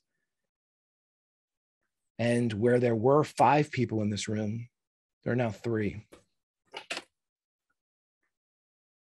What do you do? Mission accomplished? Yeah, I got him out of here. Yeah. Did you see me tackle him? I didn't. I was tapping. I learned that from LT. Yeah, it was really good form. Guns, right? Guns, then Ben. We gotta go. Jerry, you're being extra Jerry. No, I'm not. No. He's right. You're pretty Jerry right now. It's a whole thing. I'm worried about Ben. We have to go. Okay. All right, man. Okay. All right. Mitch will kind of like look around, and if he can find the Michitaki that's marked. Oh God. Jerry, I forget your name. The one that's marked with Jerry's name on it, which I can't think of at this moment. Ironhide. He's gonna grab that. Yeah, you see one lying on the ground. You pick it up. Yeah, he tosses it to Jerry. I gave him one of his own. Hopefully it works. Okay, are we to the prison? in Jerry will like try to compose himself, but he's kind of focusing on the mission at hand. Hanging out with Ben after he was semi-adopted by Sarge. Where did Sarge keep his guns? I'm assuming he had good habits about it, but would Jerry know how to get to them if he needed to? Sarge is a war veteran, and this is the 80s. He did not have good habits about them. There is a shotgun literally over the mantle. You know that there are shells for said shotgun in the end table, like 3 feet from the mantle. Now, additional weaponry, you know that you've all seen that Sarge had some type of grease gun. You've never seen that, though. You know that he has the shotgun. You know that he has a hunting rifle that he keeps in the closet. You don't know about any pistols or anything like that, though. Well, I think if this Sarge also has the same setup, Jerry will go for said shotgun, a box of shells, and shove them at Rob. We gotta go right now. Okay. Yeah, I'll drive. What's the plan? Find the others, or go to get Ben. Radio the others. We gotta get a hold of them. We gotta go. We gotta get out of this place because that guy's left already. Okay. Lock and load. And he pulls out his Michitaki, and he just says, "Wheeljack to Autobots. We're storming the castle." And then puts it back down and starts running out with the keys to get in the front side of this Camaro. This would be picked up not only by George on his own Michitaki, but also by Kit inside, who is tuned into the frequency of the Michitaki. And now that he is an ally and an iconic item, they'll give you +2 to any roll that you might need meta. Kit is able to forward the information. It appears that your Mitch is still alive. Oh, that's great. Holy crap. So much has happened. Can we talk back through the... Can I radio here? Out? Absolutely. Just tell me when you wish to do so. Oh, like now? The channel is open. Hi, it's Shannon. I mean, it's Grimlock with, what do I call you? Kit. With Kit. We are headed to said castle. Out. And she, like, stops talking. And you all would hear... She's the longest she's ever talked on the walkie. I feel like there's, like, comedically long, like... Yeah. There's a long pause, and you all would hear a voice that you do not know say, "Oh, I believe you're done," and then it cuts. Yeah. I think it's like an exchange of looks in the car, like... Is that a prank? What's happening right now? Is this real life? Okay. We'll meet you there. Is that Shannon? And her butler. Yeah. Does she know a British guy? She said his name was Kit?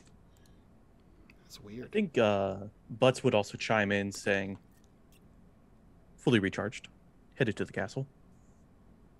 The hell does that mean? To be fair, too, Butts, you've topped out at about 7%. I am somewhat recharged.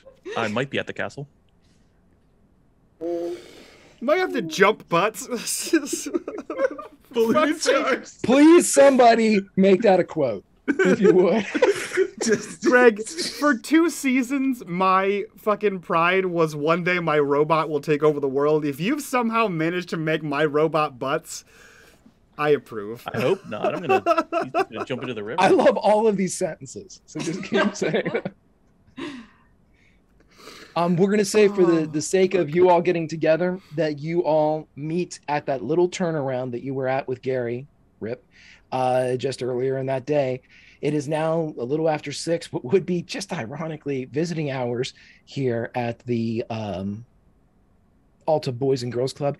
I will let you know free of charge because I do believe we had an extra investigate somewhere floating around with somebody. There was a string of Aaron's and Amy's dressed in the Alta attire of scrubs and guard uniforms heading from Alta south towards Garrett. And as soon as the Camaro drove by, they turned around and started to walk after the Camaro. But they are at least a mile away from the institution right now.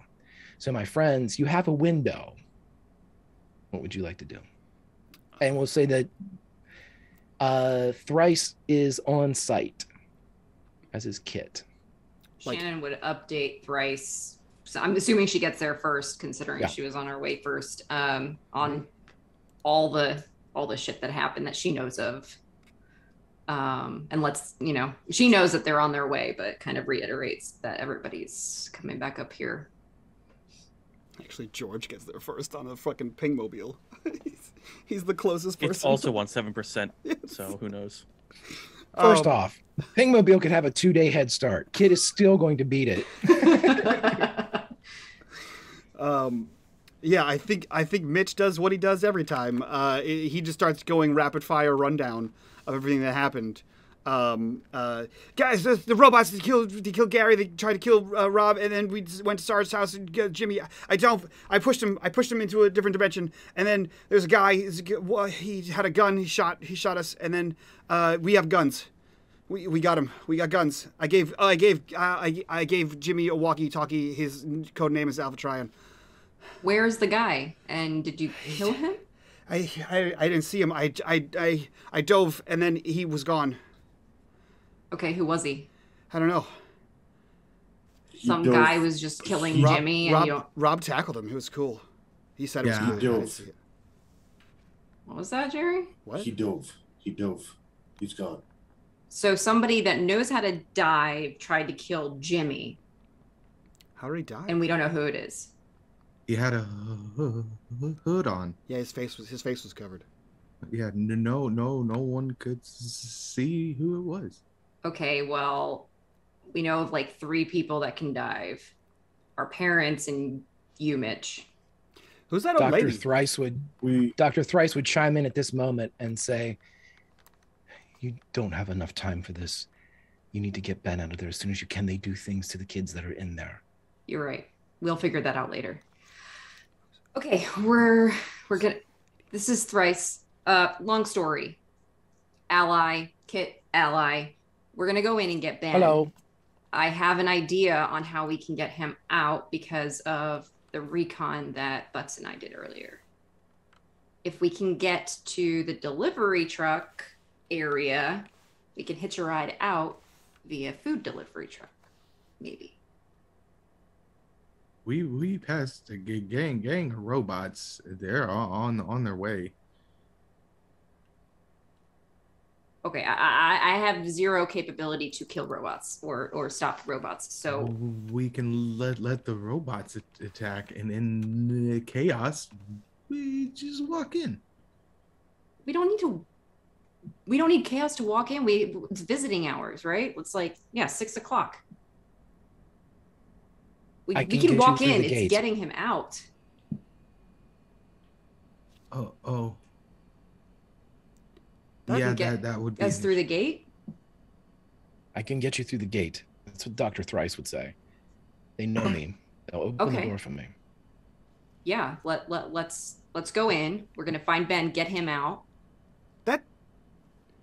That's Kit. What? That's what I said on the radio. Did you not hear me? Yeah, but when you say nerd things, it doesn't make any sense to me. So I just think you're just saying words. That's Kit though, like Kit, like K-I-T-T, Kit Hasselhoff, Kit. I know no Hasselhoff, but it is a pleasure to meet you, Mitch. Great, thanks, Kit. Can you jam the robot signals? What would you like me to jam them with?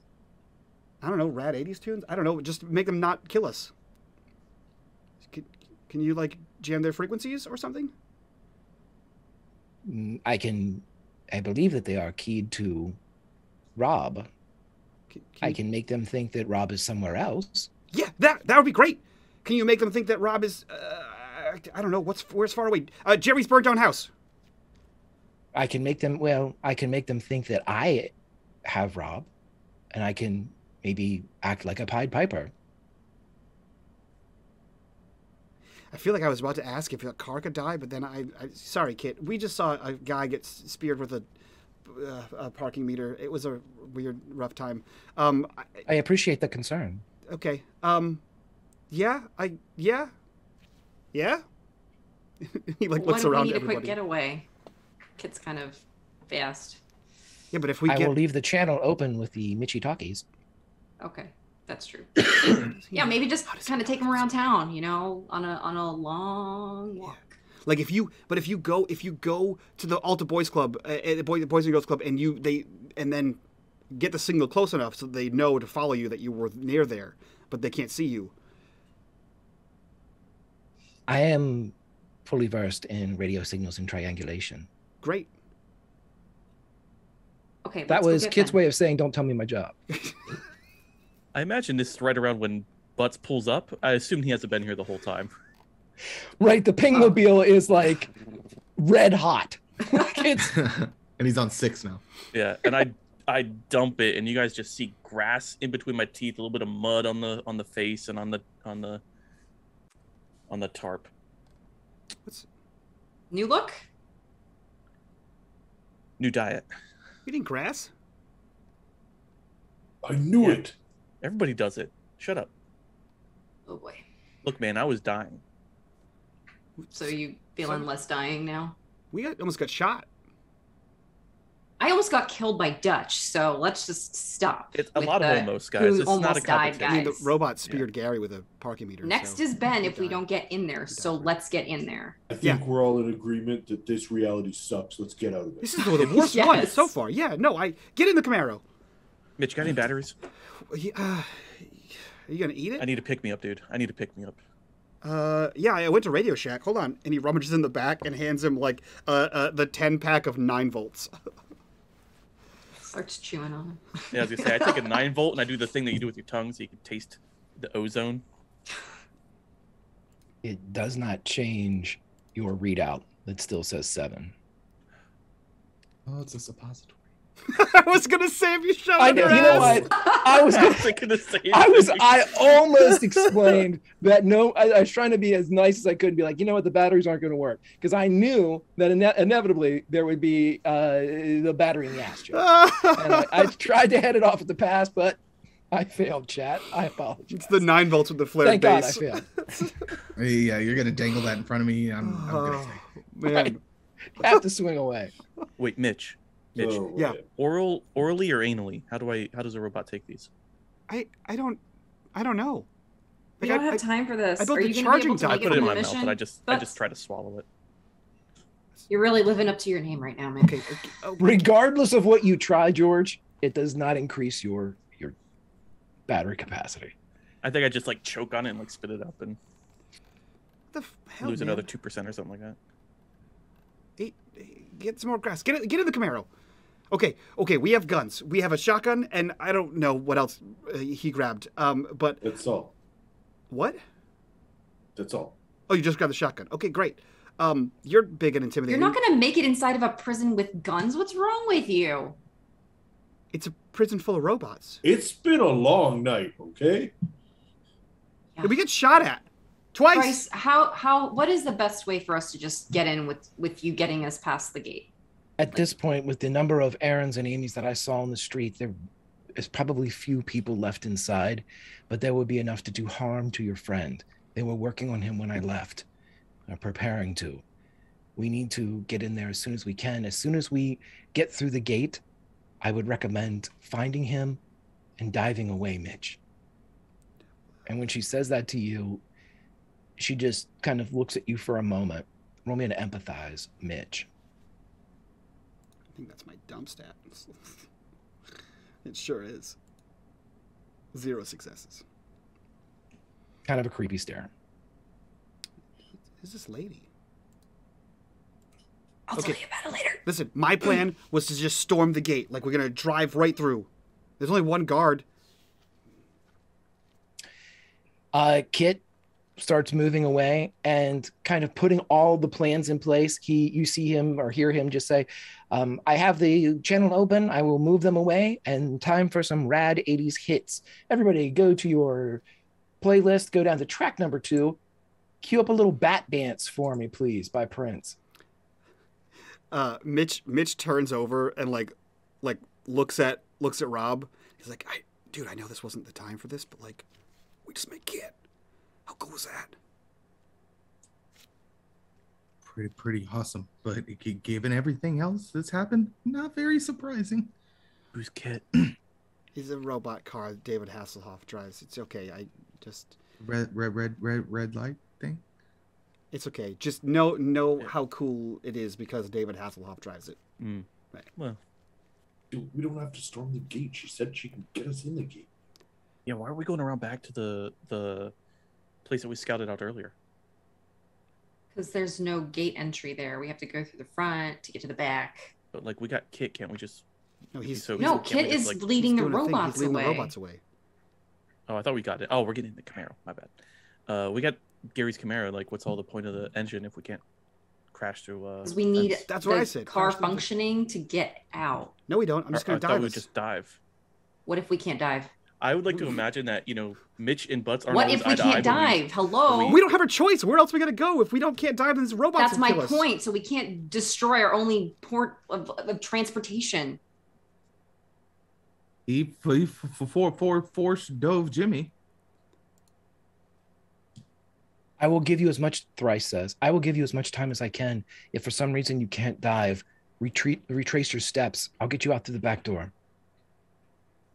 Otherwise, this is the end for us. For now. Thanks, lady. She turns to Shannon. It was a pleasure to meet you. You as well. Thank you for the wealth of knowledge. Truly. Is that your mom? You don't want to know. Okay. Am I storming the gate or not? Because I'm ready to storm the Camaro straight through. Thanks. Up to you. All in favor storming the gate? Really? He like looks at the guys.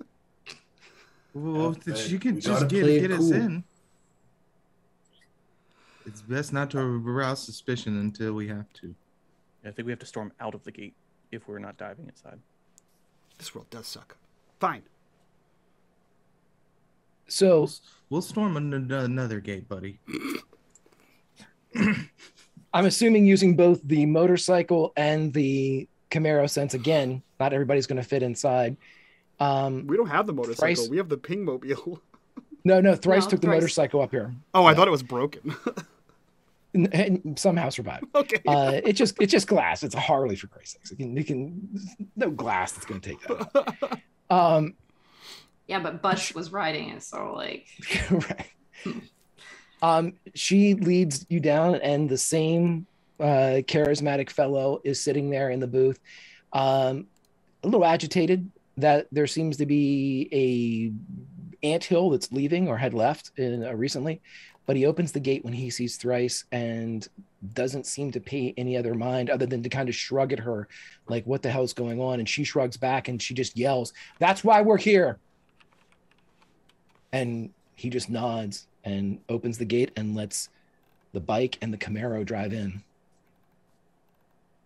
Okay, fine. It was easier, but it was way less cool.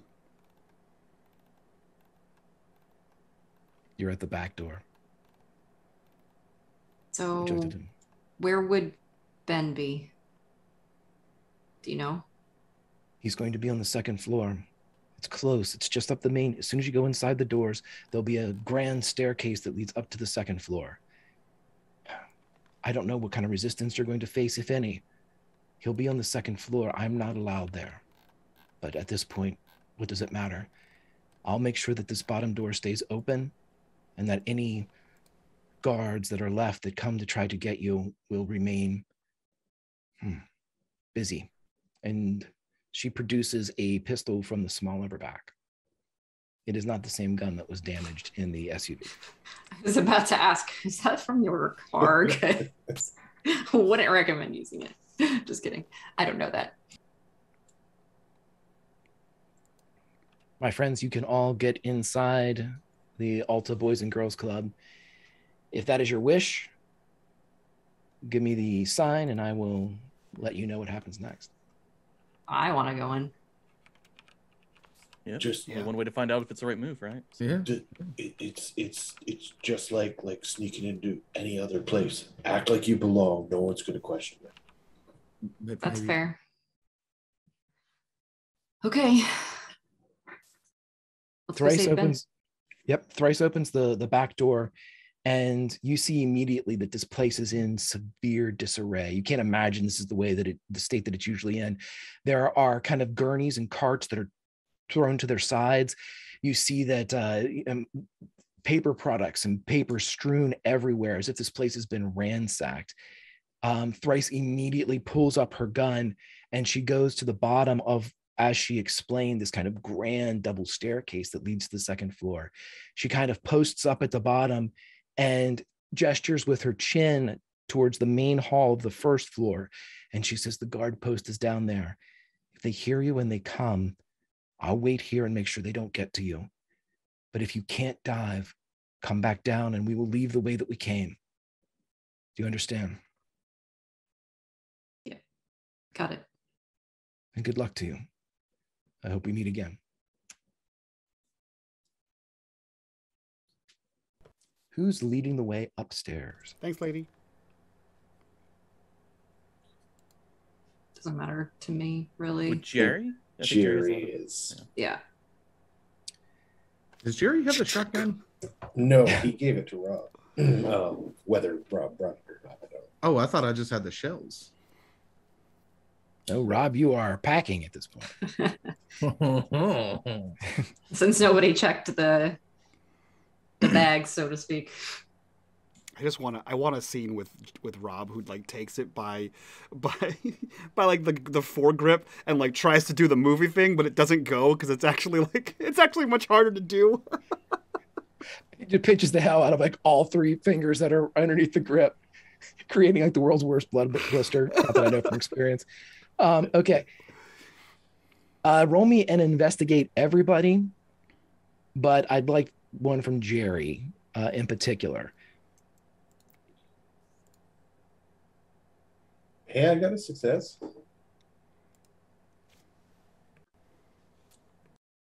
Okay. Wait, are we all supposed to, or just Yep. Jerry? Oh, okay. My bad. Yep. But Jerry, let me see. You get to the top of the landing, and everybody, I would like you to play. Yep, go down to track number 14, everybody. Please cue up a little Led Zeppelin for me, Immigrant Song. Jerry, you get to the top of the stairway, and you are the first one to hear the ragged voice of Ben McKenzie screaming. It is mostly in pain, but it's echoing through these vacant halls. Again, it looks like a zombie apocalypse up here. Things are twisted and thrown everywhere. Beds that are on wheels are tipped on their sides. And there's a hallway with there has to be a flickering light. So there will be. There's a flickering light in this hallway. And you hear these screams of pain that you know are Ben. And they're just screams. But every so often, there's a Jerry. What do you do, my friend, when you hear this? Jerry doesn't hesitate. He begins to run towards the source of the sound. He doesn't look back.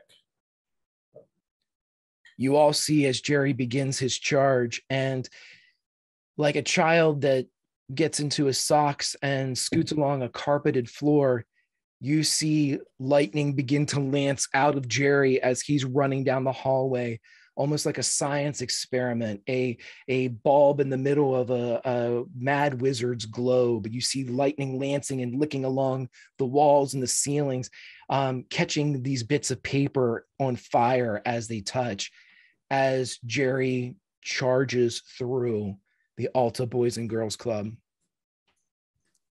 Do you follow? And if so, how closely? Mitch is on his 6.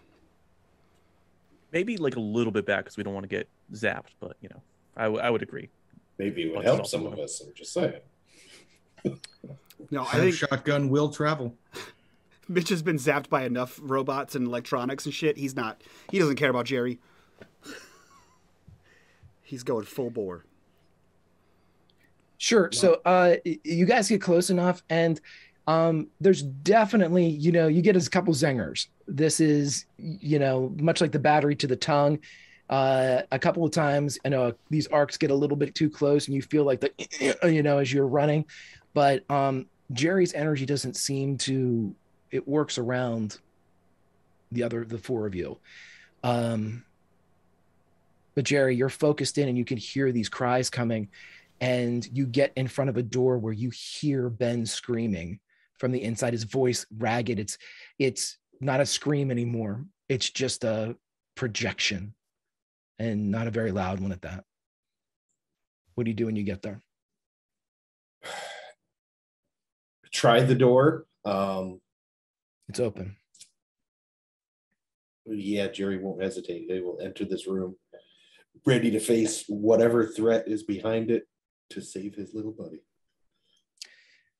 When you explode into the room, you see, and the only way to explain this is if anyone's ever seen a Clockwork Orange, with the kind of clamps that have the eyes, forced to stay open.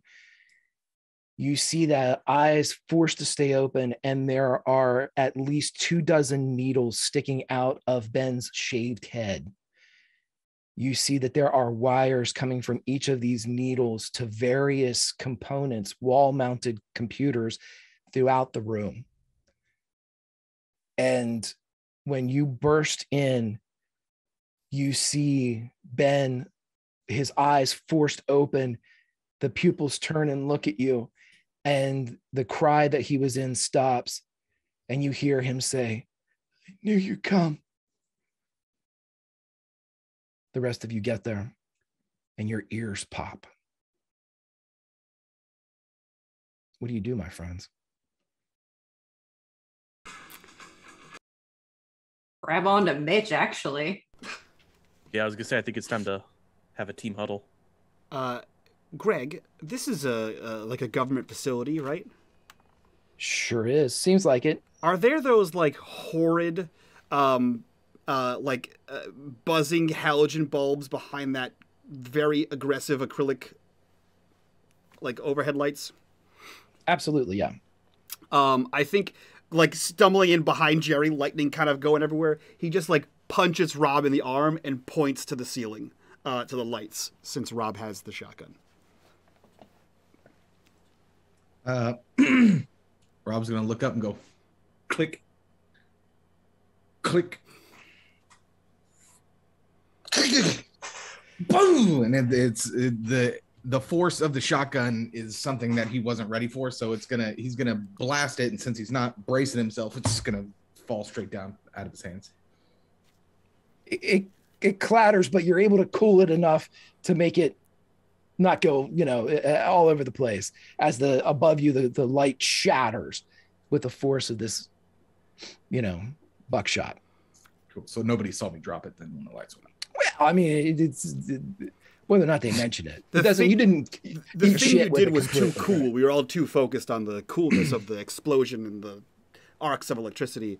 And then in the lights going out, the shattering bulbs, the acrylic raining down, Mitch ducks under Jerry's arm and is running towards Ben. And he has one hand outstretched back towards everyone and one hand outstretched towards Ben. Ben reaches for you, and it's Jerry. You're the one that noticed, especially when the glass goes off at the top because you rolled your earlier success with the investigate. there is a whole wall that doesn't have computers on it. And you see that it is a mirror. But just with your first gaze, you realize that's not a mirror. That's absolutely two ways. You can see that kind of, when the lights go out, you can see that almost that after projection where it looks like it's got depth to it for a second.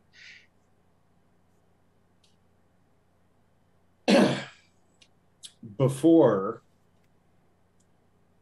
I mean, Jerry wants to help Ben, but this is so beyond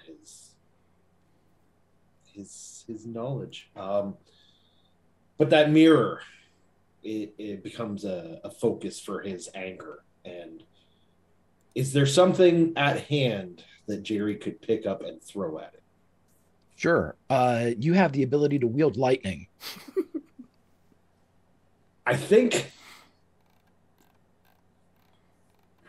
beyond that, beyond my smartass answer, there are plenty of like bits of computer like that you could just rip off and throw. I mean, this is the 80s. I mean, you know, everything's massive. So you can grab like a disk drive about the size of a shoebox and throw it. I think he's more along that line of thinking. Okay. Mitch grabs hold of everybody, and as you are all kind of huddled together, and Ben reaches up and grabs hold of Mitch, lacing his fingers through his. Ben still seems to be wearing the clothes that he had on. It just seems that from the neck up, with the shaved head and he looks like Hellraiser, Pinhead. And as you grab hold of him, the lightning kind of lances through those pins just a bit, not to do any damage to Ben, but to kind of create kind of like this ghoulish glow, a halo for a moment. And as you throw the tape or the disk drive, you see it hit the glass as you all disappear into the dive. Mitch, I need you to roll me a tinker as you go in the space between.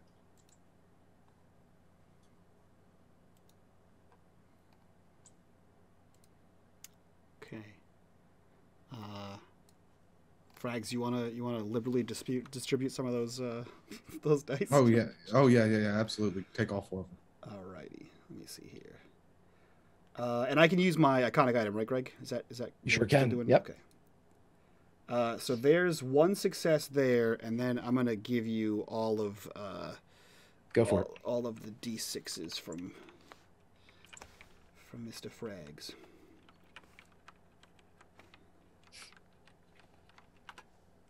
Nope, that's not how you do that.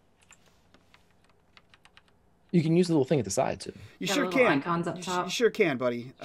You sure can is what you can do. Another success. So 2 successes. Another success. Okay, so with your 2 successes, as you're going in the space between, and again, you kind of had that star field, that one section of the star field that had been drawing your attention. For a moment, you see it. You see your Garrett. You see Teletran 2. You see and feel the pull towards your origin.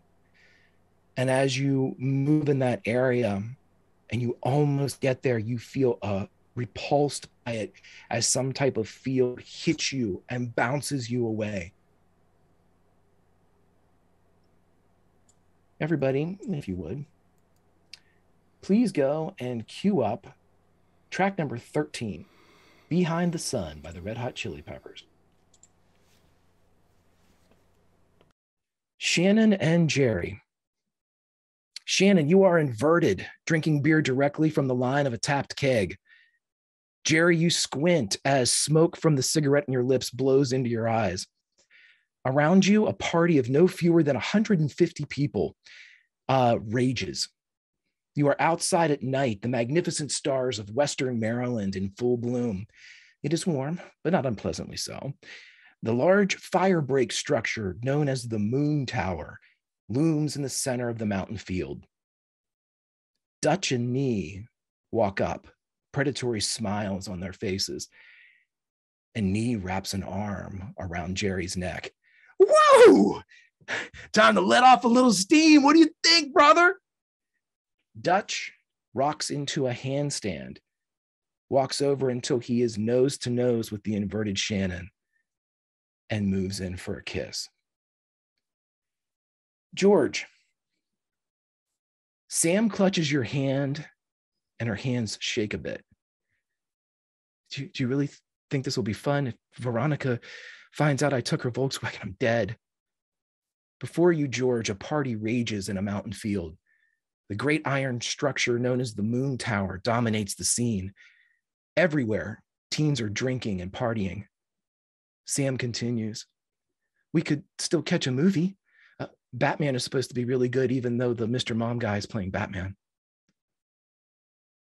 Rob, Mitch, and Ben, you are standing in Rose Hill Cemetery. Each of you are staring down at headstones. Mitch, yours bears your name and the dates, May 4th, 1974 to May 4th, 1986.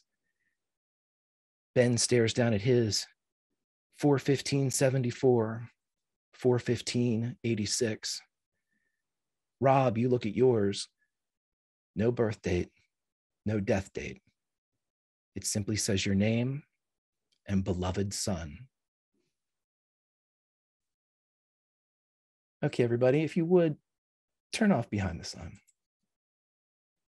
Michigan number 4. Back in the boys' club, as everybody splashes into the ground, the disk drive hits the two-way mirror and it cracks and shatters. And on the other side of the glass, Ben McKenzie says, no, don't leave me. Don't go. Don't leave me. George Butts lifts a walkie-talkie up to his lips. Yeah, they took the bait. Giggles dove with them.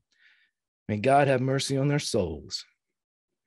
On the back of his walkie-talkie, in masking tape, it says, Bizarro. Back at the Rose Hill Cemetery, with Rob and Mitch behind him, Ben McKenzie looks down at his headstone and giggles. Won't this be a hoot? And that, my friends, is where we will end this session of Atari Twilight. Please stay tuned next time for Atari Twilight Rollout Episode 6, Clear and Present Danger.